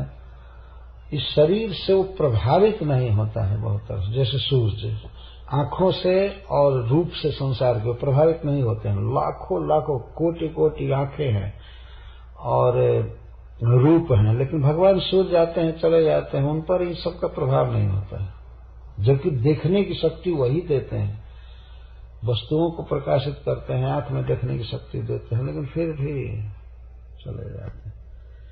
शाम को सूर्य डूबते हैं तो क्या हाहाकार करते हैं कि हाय हाय मैं इतने लोगों का उपकार किया, इतनी आंखों में शक्ति दिया देखने की इनकी वस्तुओं को, डूब ही जाते हैं। तो आत्मा चला जाता है, वो उस समय ये चिंता नहीं करता हाय हाय इस देह में रहे हैं इतना दिन, अब क्या करें, चला ही जाता है आत्मा।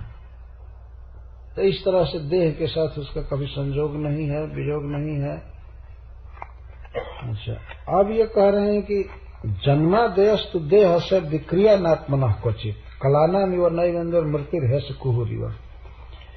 जन्म आदि जो विक्रिया है, जन्म लेना, बढ़ना, कुछ दिन रुकना, कुछ पैदा करना, क्षीण होना और अंत में समाप्त हो जाना, ये देह के धर्म है।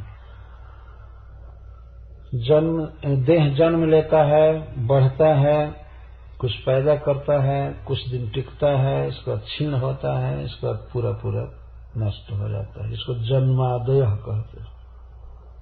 तो जन्म आदि जो विक्रिया है, परिणाम है, देहस्य, ये देह का होता है, न आत्मन क्वचित। किसी भी समय में आत्मा में सब नहीं होता है। समय की आत्मा बढ़ता है, आत्मा क्षीण होता है, आत्मा कुछ पैदा करता है, नहीं। देह की ये सब विक्रिया है। कलाना मिव नैवेंद्र मृत्यु से कुहरियो, जैसे चंद्रमा के कलाओं में ही घटना बढ़ना संभव होता है, चंद्रमा में नहीं। कलाना मिव न एव इंदो, हम लोग चंद्रमा को आकाश में देखते हैं तो चंद्रमा का बहुत उपयोग है, फसलें पैदा करते हैं, औषधि पोषते हैं, प्रकाश देते हैं। लेकिन चंद्रमा का इतना बार उदाहरण भागवत में आया है ज्ञान देने के विषय में। चंद्रमा को हम लोग देखते हैं कि कृष्ण पक्ष में चंद्रमा घटता जाता है और शुक्ल पक्ष में बढ़ता जाता है, पूर्णिमा के दिन पूरा हो जाता है। वास्तव में चंद्रमा नहीं घटते हैं, चंद्रमा की कलाएं घटती हैं। कला का अर्थ होता है चंद्रमा के जिस भाग पर सूर्य का प्रकाश प्रतिफलित होता है और जो भाग चमकता है उसको कला कहा गया है। चंद्रमा रहता है पूरा, लेकिन जो भाग प्रकाशित होता है उसको कला कहते हैं। तो वो अगर बढ़ता है तो आदमी कहता है चंद्रमा बढ़ रहा है, रोज रोज बढ़ रहा है, या घट रहा है, घट रहा है। वास्तव में चंद्रमा घटता बढ़ता नहीं है, चंद्रमा की कलाएं घटती बढ़ती हैं। चंद्रमा पर सूर्य का प्रकाश प्रतिफलित होता है या घटता जाता है। तो इस तरह से देह घटता है, चाहे बढ़ता है, चाहे मोटा होता है, चाहे क्षीण होता है, चाहे मरता है, जन्म लेता है। आत्मा नहीं, जन्म आदि विक्रिया आत्मा की नहीं है, देह की है। जैसे चंद्रमा में जो विकार देखा जाता है चंद्रमा का नहीं है, चंद्रमा की कलाओं का। कलाना निवर्णय वेंदोर मृत्यु यश कुहुरिवा। अच्छा ठीक है, ये बात तो समझ में आ गई। तो फिर मृत्यु तो होती है ना आत्मा की। तब भगवान कहते नहीं नहीं नहीं, मृत्यु यश कुहुरिवा। जैसे चंद्रमा की कलाएं घटते घटते अमावस्या कुहू अमावस्या कहते हैं, अमावस्या आ जाती है तो उस दिन क्या चंद्रमा मर जाता है? उस दिन वो रहता ही है, पूरा ही रहता है जैसे है पहले से। लेकिन कुहू को ऐसा कहा जाता है अमावस्या को कि अब इस दिन चंद्रमा बिल्कुल खत्म हो गया। तो इसी तरह से शरीर के विनाश को ही यस्य मृत्यु इति व्यवहार। ये लोग कहते हैं कि आत्मा मर गया, मरा शरीर, लेकिन वो कहते हैं कि आत्मा मर गया। यह इस प्रकार से अज्ञान से व्यवहार किया जाता है। चंद्रमा बहुत सुंदर सहायक है ज्ञान देने में। भगवान दत्तात्रेय जी जो 24 गुरु बनाए हैं तो उसमें एक चंद्रमा भी गुरु है, और यही बात वहां वो कहते हैं। चंद्रमा से हम ये सीखे हैं कि केवल देह में सब विक्रियाएं होती हैं, आत्मा में नहीं। जैसे चंद्रमा की कलाएं घटती बढ़ती हैं, चंद्रमा नहीं घटते बढ़ते हैं। वो यहाँ पर ज्ञान दिया गया है। तो हम लोग तो रोज चंद्रमा को उगते हुए देखते हैं, डूबते हुए देखते हैं, लेकिन शास्त्रों में इसके आधार पर बहुत सुंदर ज्ञान दिया गया है। तो देह में सब विक्रियाएं होती हैं, आत्मा में नहीं होती हैं। तो फिर भी एक प्रश्न होता है, ननु आत्मनो देहादि संबंधा भावे कथम भोक्तृ भोग्य भोग प्रतीति रीति असंख्य स्वप्न दृष्टांतेन समर्थयति इति। तो प्रश्न हो सकता है कि यदि देह के साथ आत्मा का पूरा पूरा अभाव है, देह के साथ इसका संबंध नहीं है, तो यह कैसे प्रतीति होती है कि मैं भोगता हूं और यह वस्तु भोग रहा हूं और इस तरह से भोग रहा हूं। भोक्ता, विषय और भोग, इन तीनों की प्रतीति कैसे होती है? इस संसार में तो स्पष्ट दिखाई दे रहा है कि मैं भोगता हूं, मैं कोई चीज खा रहा हूं या पहन रहा हूं और वह वस्तु है एक। जैसे मान लीजिए स्वेटर है, तो मैं तो देख रहा हूं कि मैं पहनने वाला हूं और यह एक वस्तु है, और पहनना एक क्रिया है। ये तीनों तो देख रहे हैं।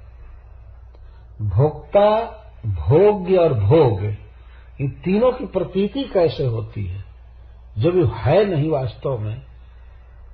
जब मैं देह नहीं हूं और कोई वस्तु नहीं है इस तरह से, तो कैसे प्रतीति होती है? तब श्री बलराम जी स्वप्न के दृष्टांत से समझा रहे हैं।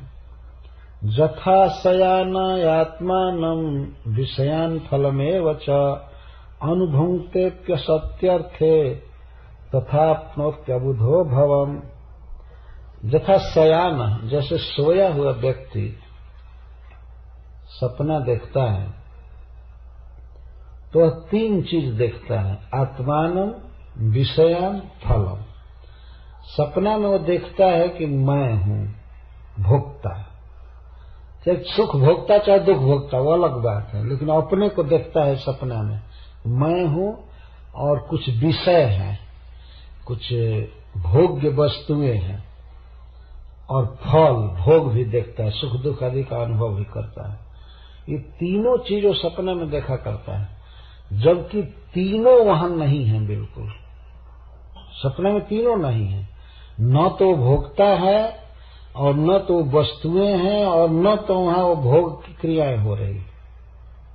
लेकिन सपना में आदमी देख सकता है कि मैं पक्षी बन करके उड़ रहा हूं, कोई ऐसे देख सकता है, लेकिन वो पक्षी नहीं है, उड़ना नहीं है, हवा नहीं है, आकाश नहीं है, कुछ नहीं है।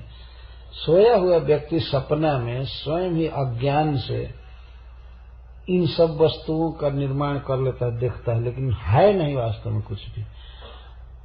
सोया हुआ आदमी देख सकता है कि मैं अपने घर में ये काम कर रहा हूं, वो काम कर रहा हूं, इधर बैठा हूं, उधर बैठा हूं, लेकिन वहीं पर जगा हुआ कोई। देह में जब आत्मबुद्धि हो जाती है तो इस तरह से दिखाई देता है कि मैं देह हूं, मैं मेरे लिए विषय है भोग्य के, और ये इस तरह से मैं भोग कर रहा हूं। यह भी एक सपना की तरह है वास्तव में। सपना की तरह इसलिए है कि वास्तव में इसकी सत्ता नहीं है और क्षणभंगुर है। सपना जैसे क्षणभंगुर है, 2-4 मिनट के लिए, 2-4 घंटे के लिए होता है, चला जाता है, उसी तरह से यह जो जीवन है, शरीर है, वास्तव में सपने की तरह है। सपना के द्वारा बहुत ज्ञान दिया गया है वैदिक ग्रंथों में। दृष्टांत दे रहे, जथा शयान आत्मानं विषयान् फलमेव च अनुभुङ्क्ते। तो अपने को अनुभुक्ति का अर्थ अनुभव करता है, विषयों का अनुभव करता है और फल का, भोग का। असत्य अपि अर्थ है, जबकि अर्थ है, वास्तविकता वहां कुछ नहीं है, कुछ भी नहीं है, लेकिन फिर भी प्रभाव तो होता ही है। सपना में कोई वस्तु नहीं है लेकिन प्रभाव होता है। झूठ है, जैसे मान लीजिए सपने में कोई व्यक्ति देख रहा है कि सांप निकल गया हमारे घर में भयानक, और हमको डंस भी दिया है। मान लीजिए सपना में देख रहा है, तो डंसने पर वो सपना में दुख उसे होगा, दुख का अनुभव करता है, सांप को भी देखता है, डसना क्रिया भी देखता है, अपने को भी देखता है कि छटपटा रहा, उसको नहीं रोका जा सकता है। कब रोका जाएगा? जब वो जग जाएगा। लेकिन कुछ लोग इतना प्रभावित हो जाते हैं सपना से कि जगने के बाद भी घर में टार्च जलाकर देखते हैं कि सांप आ गया है, क्या आ गया है। ऐसे कभी कभी सुना गया है, अरे डंडा लाओ, सांप निकला है, ये निकला है। कुछ भी नहीं, वो सपना में देखे थे, लेकिन इतना प्रभाव पड़ता है कि जागृत में भी वही जो होते रहते देखते हैं। झूठा इस तरह का व्यवहार जहाँ कोई नहीं है, उसका भी प्रभाव देखा जाता है। तो इसी तरह से इस अज्ञान निद्रा में मैं यह देह हूँ और ये मेरे संबंधी हैं, ये मेरे लिए प्रिय वस्तु है, ये अप्रिय है, और इस तरह मैं भोगता हूँ, भोग रहा हूँ, ये कर रहा हूँ, ये सब क्यों नहीं संभव हो सकता है? ये तो रोज ही हम लोग देखते हैं। सपना यदि मान लीजिए कोई आदमी 3 घंटा रोज देखता हो, 3 घंटा रोज सपना देखे और वो कदाचित मान लीजिए 90 वर्ष जिए, तो 3 घंटा दिन भर में 24 घंटे में 3 घंटा, तो कितना वर्ष होगा? 12 साल।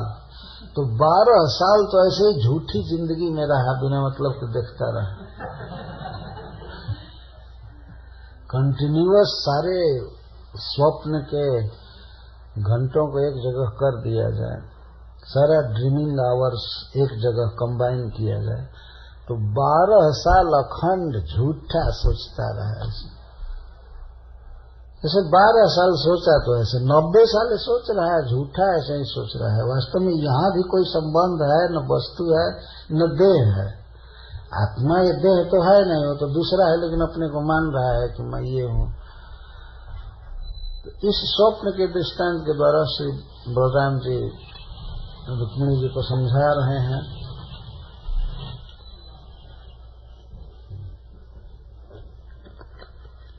अब तो बहुत विस्तार करने के बाद आगे की कथा नहीं हो पाएगी, इसलिए मैं आगे बढ़ता हूँ।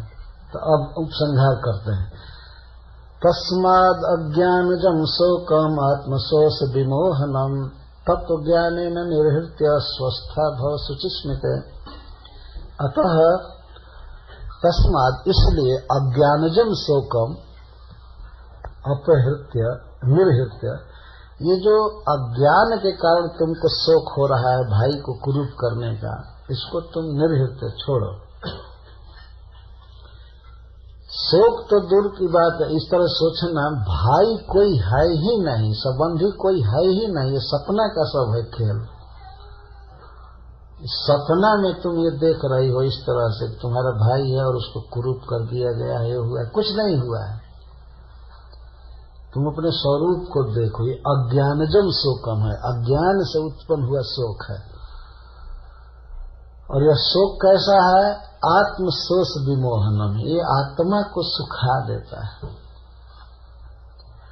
न शोष है कि मारुत, आत्मा को सुखाया नहीं जा सकता, लेकिन यहाँ आत्मशोष का अर्थ है कि आत्मा की सरसता को, आनंदमयता को खत्म कर देता है। आत्मा दुखी अपने को अनुभव करने लगता है।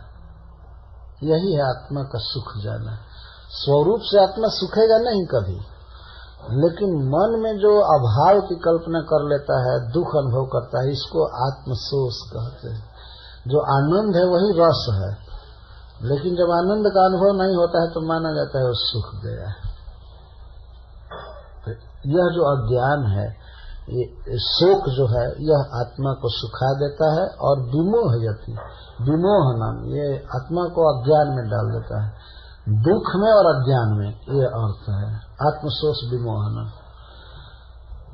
जीव अपने को भिन्न भिन्न समझने लगता है तो जीव को और अज्ञानी बना देता है यह शोक, और उसकी आनंदमयता को समाप्त करता है। इसलिए इसको निर्हृत्य, इसको अपा करके, इसको छोड़ करके, तत्वज्ञान के द्वारा, वास्तविकता के ज्ञान द्वारा इसको छोड़ करके, और हे पवित्र मुस्कान वाली, हे सुंदरी, तुम स्वस्थ हो जाओ, अपने स्वरूप में हो जाओ। स्वस्था भव, यहाँ स्वस्थ का अर्थ है कि तुम कृष्ण की नित्य प्रिया हो, तुम्हें जो भी सोचना हो, करना हो, कृष्ण के बारे में केवल सोचो। दुनिया में क्या हो रहा है इसको भूल जाओ, स्वस्थ हो जाओ, स्व में अस्थित हो जाओ, कृष्ण की सेवा करो। तुम्हारा तो सबसे बड़ा सौभाग्य है इस जगत में। तुम्हारे जैसे सौभाग्यवती नारी तो कोई है ही नहीं, और तुम ऐसे अवसर पर रो, ये ठीक नहीं है। तुम स्वस्थ हो जाओ। तब श्रील सुखदेव गोस्वामी कहते हैं कि एवं भगवता तन्वी रामेण प्रतिबोधिता वैमनस्यं परित्यज्य मनोबुद्ध्या समादधे। इस प्रकार भगवता रामेण भगवान राम के द्वारा जब वह तन्वी सुंदरी रुक्मिणी प्रतिबोधिता जब प्रतिबोधित हुई, ज्ञान दिया गया, तो उसके मन का खेद चला गया, वो प्रसन्न हो गई। वैमनस्यम परित्यज्य।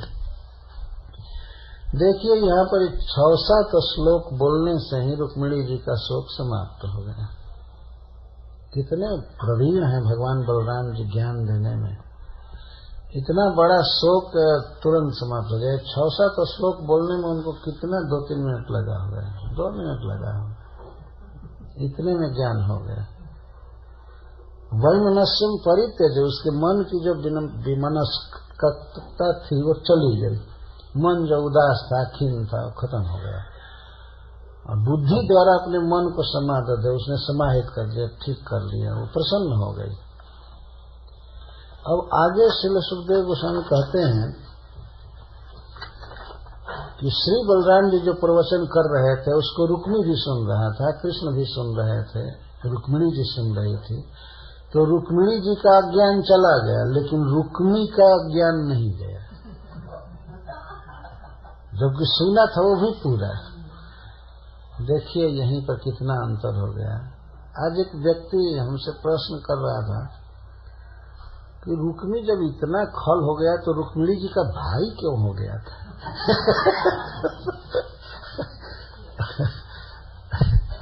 तो पता नहीं भगवान क्या क्या संजोग करते हैं, किसको कैसे कैसे करते हैं। प्रहलाद महाराज हिरण्यकश्यप के पुत्र हो गए। वो तो भगवान जानते हैं कि इसको कैसे जोड़ी बैठाना है, इसका क्या क्या कोई मीमांसा करे, लेकिन अंतर कितना है ये साफ समझ में आता है। प्राणावशेष उत्सृष्टो द्विहत बल प्रभ स्मरण विरूप कर्णम वितथात्मा मनोरथ। रुक्मी भी सुना लेकिन उसको कोई ज्ञान नहीं हुआ और उसका कुछ भी नहीं बचा था। रथ खत्म हो गया, घोड़े मर गए, अस्त्र शस्त्र सब चले गए थे, केवल प्राण बचा था। प्राणावशेष, प्राण अवशेष था, प्राण मतलब शरीर शरीर भर बचा था, कुछ भी बाकी नहीं था। और युद्ध भी शत्रुओं के द्वारा, देशियों के द्वारा उसके हत बल पर उसकी प्रभा और उसकी सेना सब समाप्त हो गई थी। लेकिन यह ज्ञान का भाषण सुनने के बाद भी वो क्या सोच रहा था? स्मरण विरूप करणम। वो केवल यह सोच रहा था कि हाय रे हमको ऐसा विरूप कर दिया, हमको ऐसा विरूप कर दिया। बलराम जी इतना बड़ा ज्ञान दे रहे हैं कि आत्मा शरीर है ही नहीं, तो शरीर विरूप हो चाहे कुछ भी हो, इतना क्या सोचने की जरूरत है। लेकिन वह उसी चिंता में रहा। रुक्मिणी जी का तो शोक दूर हो गया, वो ज्ञान में हो गई, और इसका शोक और बढ़ गया ये विरूप करणम स्मरण, यही स्मरण कर रहा है कृष्ण कैसे कैसे मेरी दाढ़ी मुझ काटा, बाप रे बाप, मैं कैसे नगर में मुख दिखा पाऊंगा, ये हो गया, अब मुझे क्या करना चाहिए आगे, इसी अज्ञान में रह गया। सहोदर भाई है रुक्मिणी जी का, लेकिन ज्ञान नहीं। कभी कभी देखा जाता है कि घर में पत्नी भजन करती है लेकिन पति अभी कुछ और जगह दिमाग रखते हैं, है ना। पुरुषों में कम ज्ञान देखा जा रहा है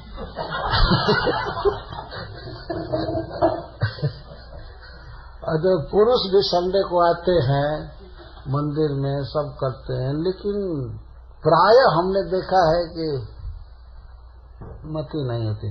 कहीं कहीं ऐसा होता है कि पति भगवान का भजन कर रहा है, पत्नी नहीं कर रही, ये क्या वैसे।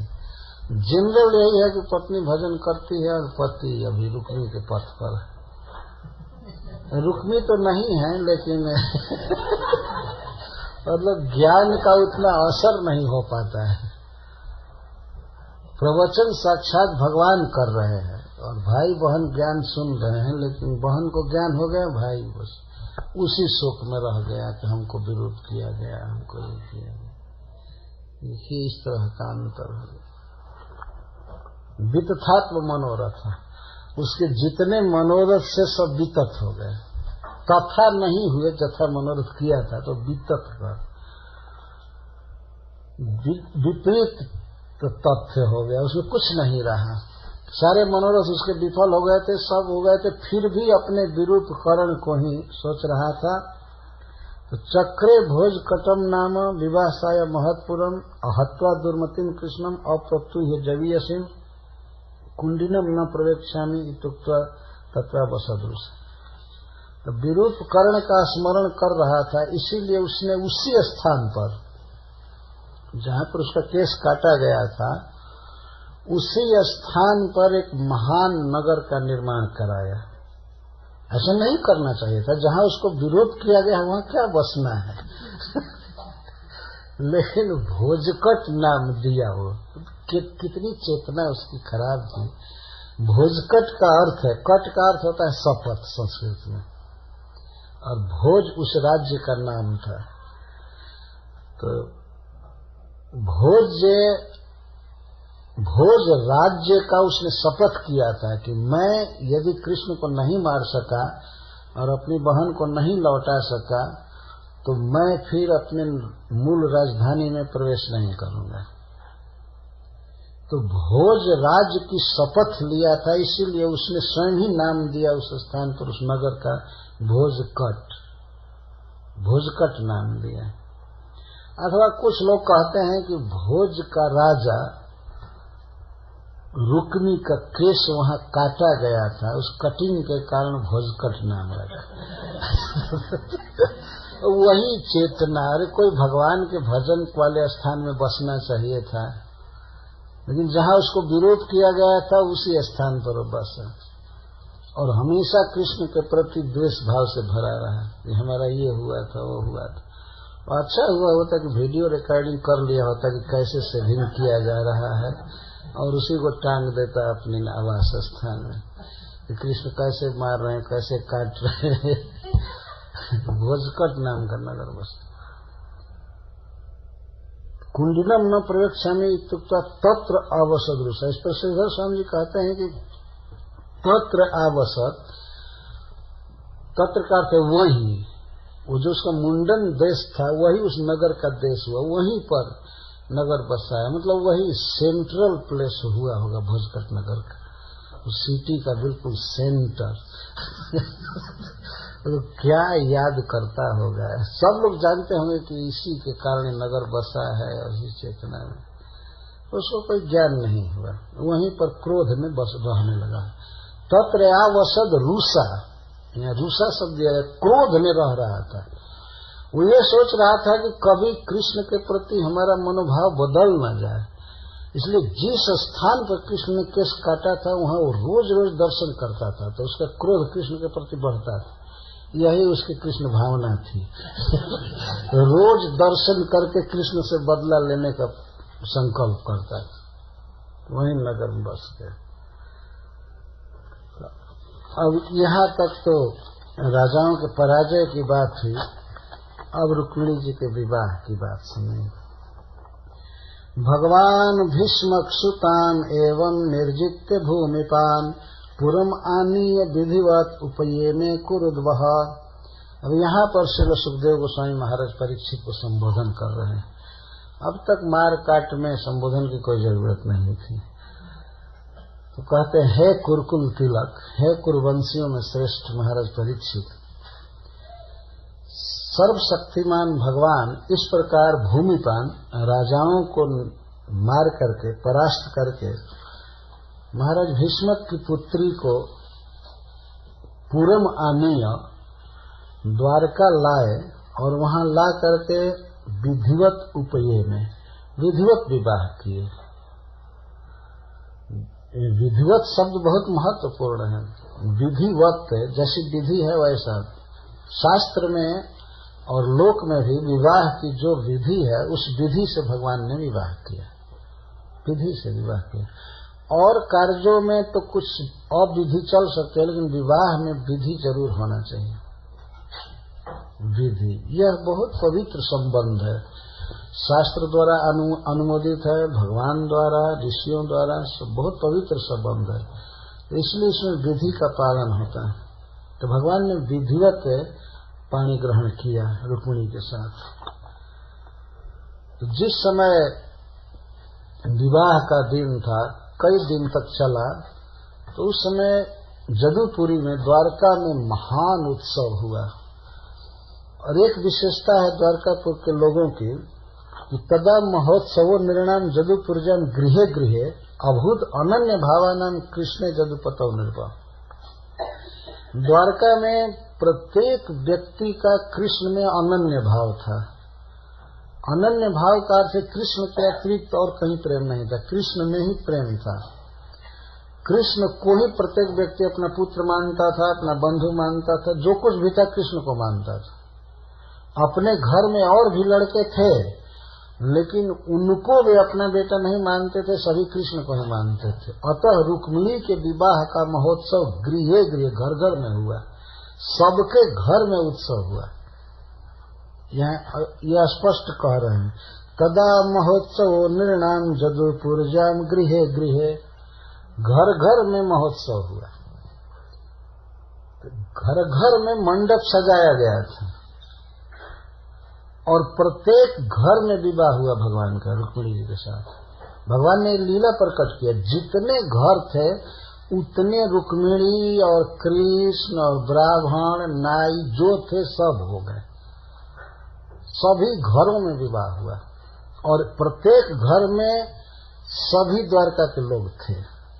दूसरे के घर में हो रहा तो वहां भी सब द्वारका के लोग थे। इस तरह से गृहे गृहे महोत्सव हुआ।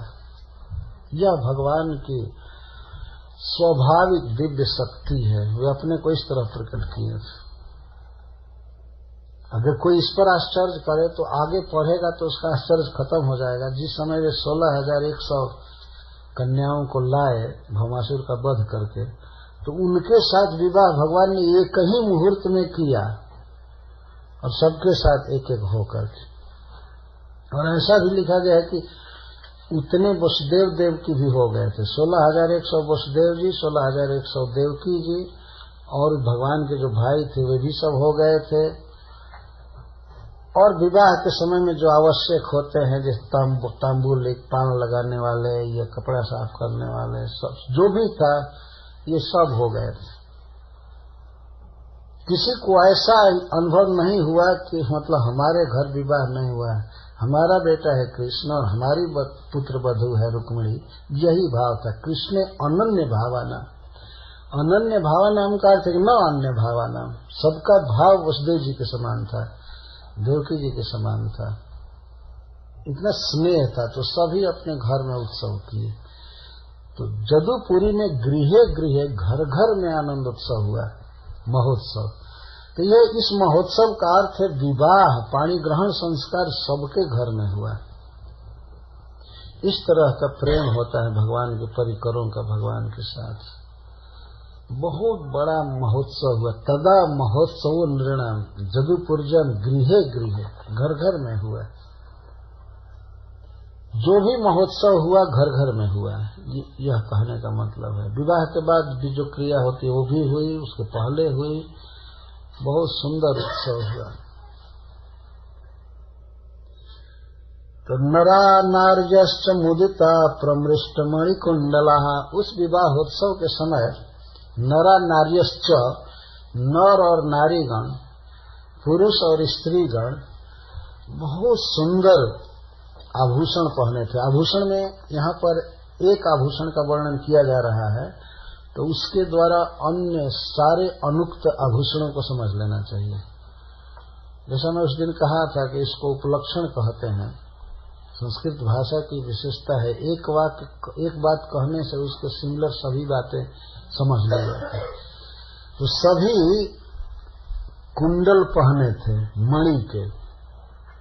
मणि का यहाँ अर्थ है सोना या हीरा के कुंडल पहने हुए थे, और कुंडल बहुत चमक रहे थे। तो इसका अर्थ ही नहीं है कि और गहना नहीं पहने थे। केवल कुंडल का वर्णन करके उनके शरीर में समस्त आभूषणों का वर्णन कर दिया गया। और वस्त्र का भी बहुत सुंदर वस्त्र पहने थे, बहुत सुंदर आभूषण लगाए थे, सब बहुत आनंद में थे। मुदिता, परम आनंद में थे, परम सुख में थे। पारी बरहू पाजरहू बरयोश्चित्र वाससो, और वे वरयो का अर्थ वर वधू के लिए, कृष्ण के लिए और रुक्मिणी के लिए बहुत पारिबर ला रहे थे, देय उपहार ला रहे थे, देने के लिए सब कपड़ा ला रहे थे, गहना ला रहे थे, सभी घरों में उत्सव था ही। अच्छा, सबके घर में उत्सव था, फिर भी सब दूसरे के घर में भी गए थे। यह भी एक विचित्र बात। उपहार सब ला रहे तो पारी बरहम उपाजरो, ये भागवती सृष्टि है। भगवान के संकल्प मात्र से द्वारका का निर्माण हुआ है, तो इसलिए वहां पर वस्तुओं की कमी की कोई कल्पना नहीं करनी चाहिए। भरा पड़ा है सब कुछ, तो सब लोग पारिबर ला रहे थे वर वधू के लिए। यह नियम है कि विवाह के अवसर पर कन्या के लिए और वर के लिए लाना चाहिए, देना चाहिए, ये स्वाभाविक बात है। तो पारिबर हम उपाजरु बरेश चित्रवाससु, उस समय वर और वधू विचित्र वस्त्र पहने थे। श्री सुखदेव गोस्वामी ध्यान से देख रहे हैं दुल्हा के वेश में भगवान कृष्ण को और रुक्मिणी जी को, तो रुक्मिणी जी की साड़ी को भी ध्यान से देख रहे हैं और भगवान के भी। तो चित्रवाससो, चित्रवाससो का अर्थ होता है अद्भुत, सबसे विलक्षण वस्त्र भगवान जो पहने थे दुल्हा के भेष में, रुक्मिणी जी, बहुत सुंदर वस्त्र। अथवा चित्रवास्य का अर्थ है कि इस पृथ्वी पर, इस प्राकृतिक जगत में वैसा वस्त्र नहीं मिलता है। वो तो सब वैकुंठ से आया होगा वस्त्र होगा, भगवान के धाम का वस्त्र चित्रवास। अब यह नर नारियों का वर्णन करके, वर वधू का वर्णन करके, अब संपूर्ण द्वारकापुरी के सौंदर्य का वर्णन कर रहे हैं। सा वृष्णिपुर्युत्तभितेन्द्र केतुभिर्विचित्र माल्याम्बर रत्न तोरणैः बभौ प्रतिद्वारुपक्लिप्त मंगलैरापूर्ण कुंभा गुरुधूप दीपकैः। सा बभौ, ऊपर से इसका लेना चाहिए, सा जदुपुरी बभौ, वह जदुपुरी द्वारका बहुत सुंदर लग रही थी, बहुत सुंदर लग रही थी। सुखदेव गोस्वामी के कहने का अर्थ है कि ऐसी अमरावती, विभावरी या अलकापुरी कभी भी सुंदर नहीं लगी। अद्भुत सुंदर लग रही थी द्वारका उस समय जब विवाहोत्सव चल रहा था। सा वृष्णिपुरी, हाँ यहाँ स्पष्ट लिखा, सा वृष्णिपुरी, वह जदुपुरी द्वारका बभौ, बहुत सुंदर लग रही थी। कैसे? उत्तभितेन्द्र केतु भी, इंद्र केतु जहां तहां लगे थे। इंद्र केतु एक ध्वज विशेष होता है, झंडा विशेष, उसको इंद्र केतु कहते हैं। और वह झंडा बहुत चौड़ा और बहुत लंबा खंभे पर गाड़ा गया था जगह जगह, उसको उत्तभित कहते हैं। ऊंचे स्तंभ में वो झंडे सब लगाए गए थे, जमीन पर से ही नहीं, झंडा टांगने के लिए ही वे सब स्थान बनाए गए थे। और उसको, उस विशेष झंडा को, ध्वज को इंद्र केतु कहते हैं। वह सौभाग्य का, विजय का, सुख का प्रतीक होता है। तो द्वारका में सर्वत्र झंडे लगाए गए थे, वे लहरा रहे थे। पहली शोभा वर्णन कर रहे हैं, विचित्र माल्यम वर रत्न तोरण, विचित्र माल्य और अद्भुत फूल से सजाई गई थी वह द्वारका सब जगह। माला जिससे बनता है उसको माल्य कहते हैं। माल्य का अर्थ है पुष्प, जिसे माला बनाई जाती है, माल्य। अंबर, रत्न तोरण, विविध वस्त्र जहां तहां लगाए गए थे, और रत्न के तोरण, अनेक रत्नों से सजाई गई थी नगरी। प्रतिद्वारी उपक्लिप्त मंगल, प्रत्येक द्वार पर मंगल चिन्ह बनाए गए थे। जैसे घर के बाहर बनाते हैं बहुत से चित्रकारी, या जव, अंकुश आदि को छिड़कते हैं, फूल को बिखेरते हैं, कुछ लिखते हैं, स्वागतम या वेलकम लिखते हैं। विवाह के अवसर पर तो जरूर लिखते हैं। और हमने देखा है गांव में, यहाँ तो स्पष्ट हाथी घूम रहे हैं, लेकिन गांव में अगर हाथी नहीं भी आया है तो द्वार पर हाथी बना देते हैं तो मंगल के लिए। ये केला ला करके गाड़ते हैं, सजाते हैं। तो द्वारका का तो कहना ही नहीं, वहां पर किस तरह से मंगल द्रव्य सजाए गए हैं प्रत्येक द्वार पर, क्योंकि प्रत्येक घर में विवाह हो रहा है तो प्रति द्वारी उपकृत मंगल है। आपूर्ण कुंभा गुरु धूप दीप कई, और क्या क्या सामान रखे गए हैं, जल से भरे हुए घड़े रखे गए हैं द्वार के बाहर, और अगरू जलाए गए हैं, धूप और दीपक से सजाए गए हैं सारे घर। इस तरह से द्वारकापुरी बहुत सुंदर लग रही थी। सिक्त मार्गा मद चिद भी राहुत पृष्ठ भूभुजाम, और पृष्ठ भूभुजाम जो भगवान श्री कृष्ण के या जदवंशियों के प्रिय राजा लोग थे इस पृथ्वी पर, उनको विधिवत निमंत्रण भेजा गया था। ऐसा नहीं कि आए भगवान बस दूसरे दिन ही विवाह हो गया, बहुत बड़ी तैयारी करके हुई। साधारण आदमी भी कितना अच्छा निमंत्रण छापता है अपने पुत्र या पुत्री के विवाह में, वो तो भगवान का विवाह है तो कितना अच्छा निमंत्रण छापा गया होगा। और उस निमंत्रण को तो साक्षात नारद जी बांट रहे होंगे ले जाकर। तो उसमें सारे राजा आए थे, वे जो कृष्ण के प्रिय हैं। कृष्ण के जो प्रिय हैं या कृष्ण को जो अपने प्रिय मानते हैं, वे राजा लोग आए थे। भूभुजा पृथ्वी को भोगने वाले हैं राजा। तो राजा आए थे, इसका अर्थ है कि बहुत लोग आए थे। राजा जहाँ चलता है तो उसके वरिष्ठ नागरिक चलते हैं, सचिव चलते हैं, सेवक चलते हैं, रानियां आती हैं, तो सभी लोग आए थे जहाँ तहाँ। उनके नाम आगे आ रहे हैं कौन कौन आए थे। तो उन राजाओं की हाथियां जो चल रही थी नगर में, हाथियों पर लोग चढ़े थे, तो हाथियों के चलने से, हाथियों के गाल से मद चू रहा था, उससे पूरा सिक्त हो गई थी द्वारका नगरी। सब जगह सुगंध फैली। हाथी के मद में बहुत सुगंध होता। भौरे साथ साथ चलते, कभी कभी हाथी के कान का झटका खा करके भी भौरे नहीं छोड़ते हैं, इतनी सुगंध होती है। तो उस सुगंधित जल से द्वारकापुरी सिक्त मार्ग सब सिक्त थे। और इससे यह सिद्ध होता है कि यह विवाह गर्मी में हो रहा है। इसीलिए सिक्त कहकर सुखदेव गोस्वामी उसकी शोभा का वर्णन कर रहे हैं। नहीं, जनवरी फरवरी में सिक्त हो जाए तब तो और ठंडा तो गर्मी के दिन में विवाह हो रहा है। प्रायः होता भी है विवाह गर्मी में। सिक्त मार्ग, जितने भी मार्ग थे, खास करके बड़े बड़े मार्ग, वे उससे सिक्त हुए थे। और बाकी तो चंदन जल से सिक्त किए गए थे। हाथियों के मद से सिक्त मार्ग। गजय द्वासु परामृष्ट रंभा पूगोपशोभिता, और द्वार द्वार पर केले लगाए गए थे, केले के खंभे रोपे गए थे, और पूग सुपारी फल से युक्त पौधे उसके सजाए गए थे। और हाथी जब चलते थे तो कभी कभी ऐसा भी होता था कि हाथी को ही दे दिया जाता था केला, वो सूंढ़ में ऐसे केला को टांग करके चल रहा है।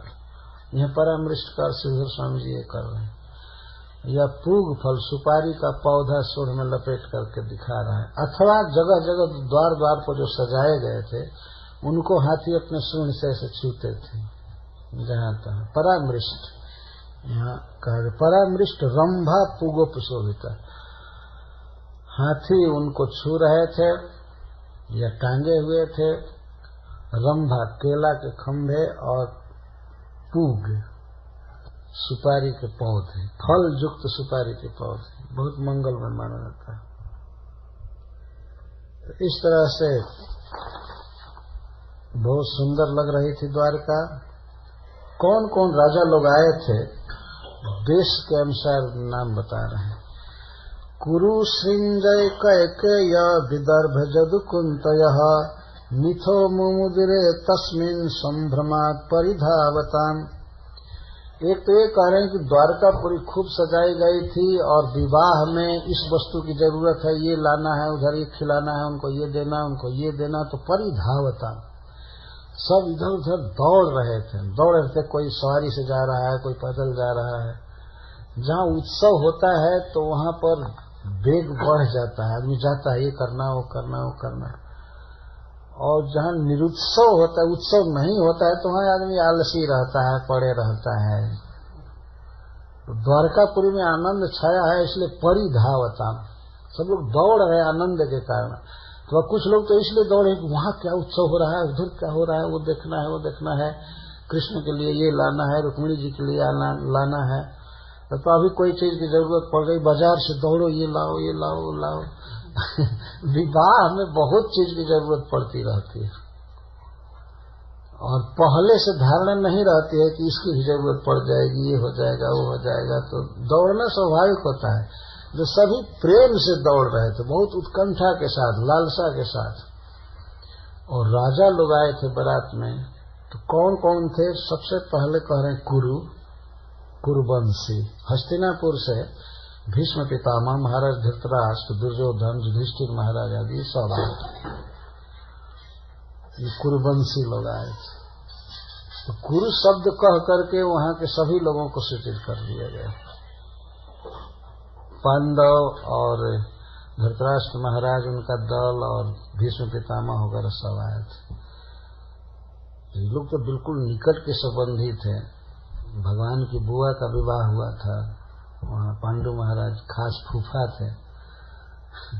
तो बहुत निकट का संबंध था। तो ये सब आए थे, तो अपने पूरे साज बाज के साथ और कृष्ण को प्रचुर धन देने के लिए भी आए थे। ये बहुत धनी हैं हस्तिनापुर वाले, उनके अधीन भगवान रहते थे। तो कुरु श्रींजय से तात्पर्य द्रौपदी, महाराज द्रुपद का परिवार। द्रुपद बहुत प्रेम करते थे भगवान कृष्ण से और द्रौपदी के साथ संबंध था उधर, तो इसलिए ये सब आए। श्रींजय वंशी। कैके देश में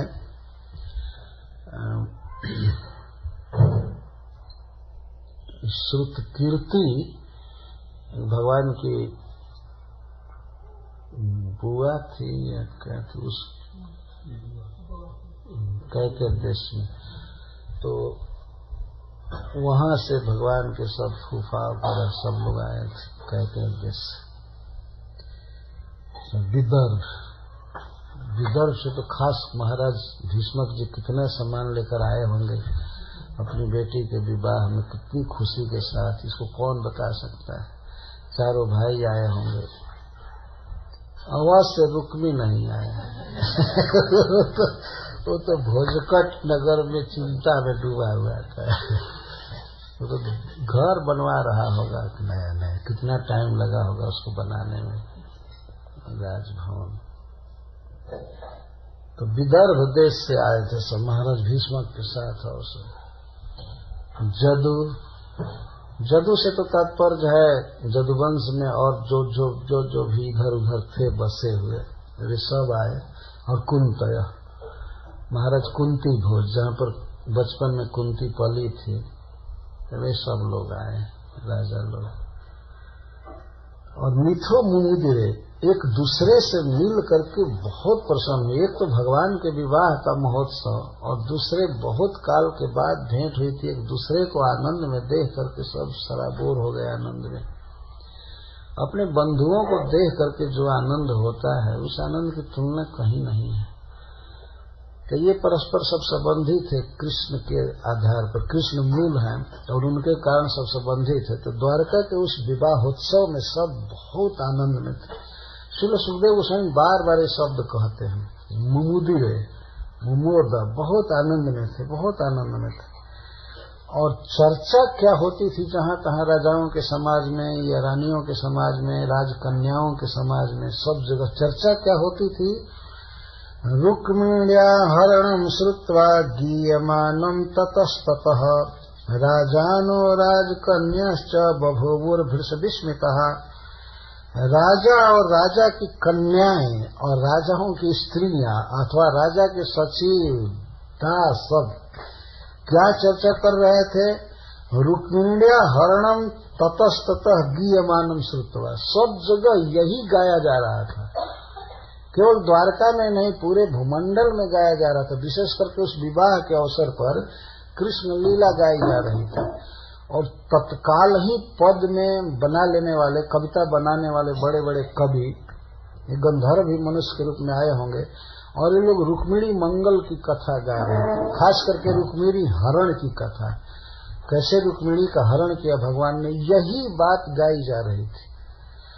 इसको सुन करके राजा और राजाओं की कन्याएं बिल्कुल विस्मित हो जाती थी। श्री कृष्ण के प्रति विस्मित का अर्थ है कृष्ण के प्रति गौरव बढ़ जाता था, गौरव भाव बढ़ जाता था।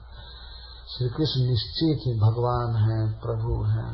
इतने बड़े बड़े राजाओं का मान मर्दन करके रुक्मिणी को लाए तो बहुत विस्मित होते थे। द्वारकायाम भूधराजन महामोदः पुरौकशाम रुक्मिण्या रमयोपेतम दृष्ट्वा कृष्णम श्रियः पतिम। पुनः संबोधन कर रहे हैं, हे राजन, हे महाराज परीक्षित, द्वारकायाम महामोदः अभूत। द्वारका में महाआनंद छा गया, महामोद हुआ। पुरौकशाम, आने वाले लोगों के आनंद का तो वर्णन किए ही, द्वारका वासियों के विषय में कह रहे महामोद छाया। कैसे? खास करके कृष्ण को रुक्मिणी के साथ देख करके जो सुख हुआ उसके विषय में कहते हैं कि महामोद छा गया द्वारका के लोगों को। भगवान को अपनी प्रियतमा रुक्मिणी जी के साथ देख करके बहुत बड़ा आनंद छा गया। कृष्ण स्वयं ही श्रीपति हैं, सौंदर्य लक्ष्मी के पति हैं, ये लक्ष्मीपति हैं और वे ऐसे बिना विवाह के थे तो भी सुंदर लगते हैं, लेकिन अब वे बहुत सुंदर लग रहे थे, बहुत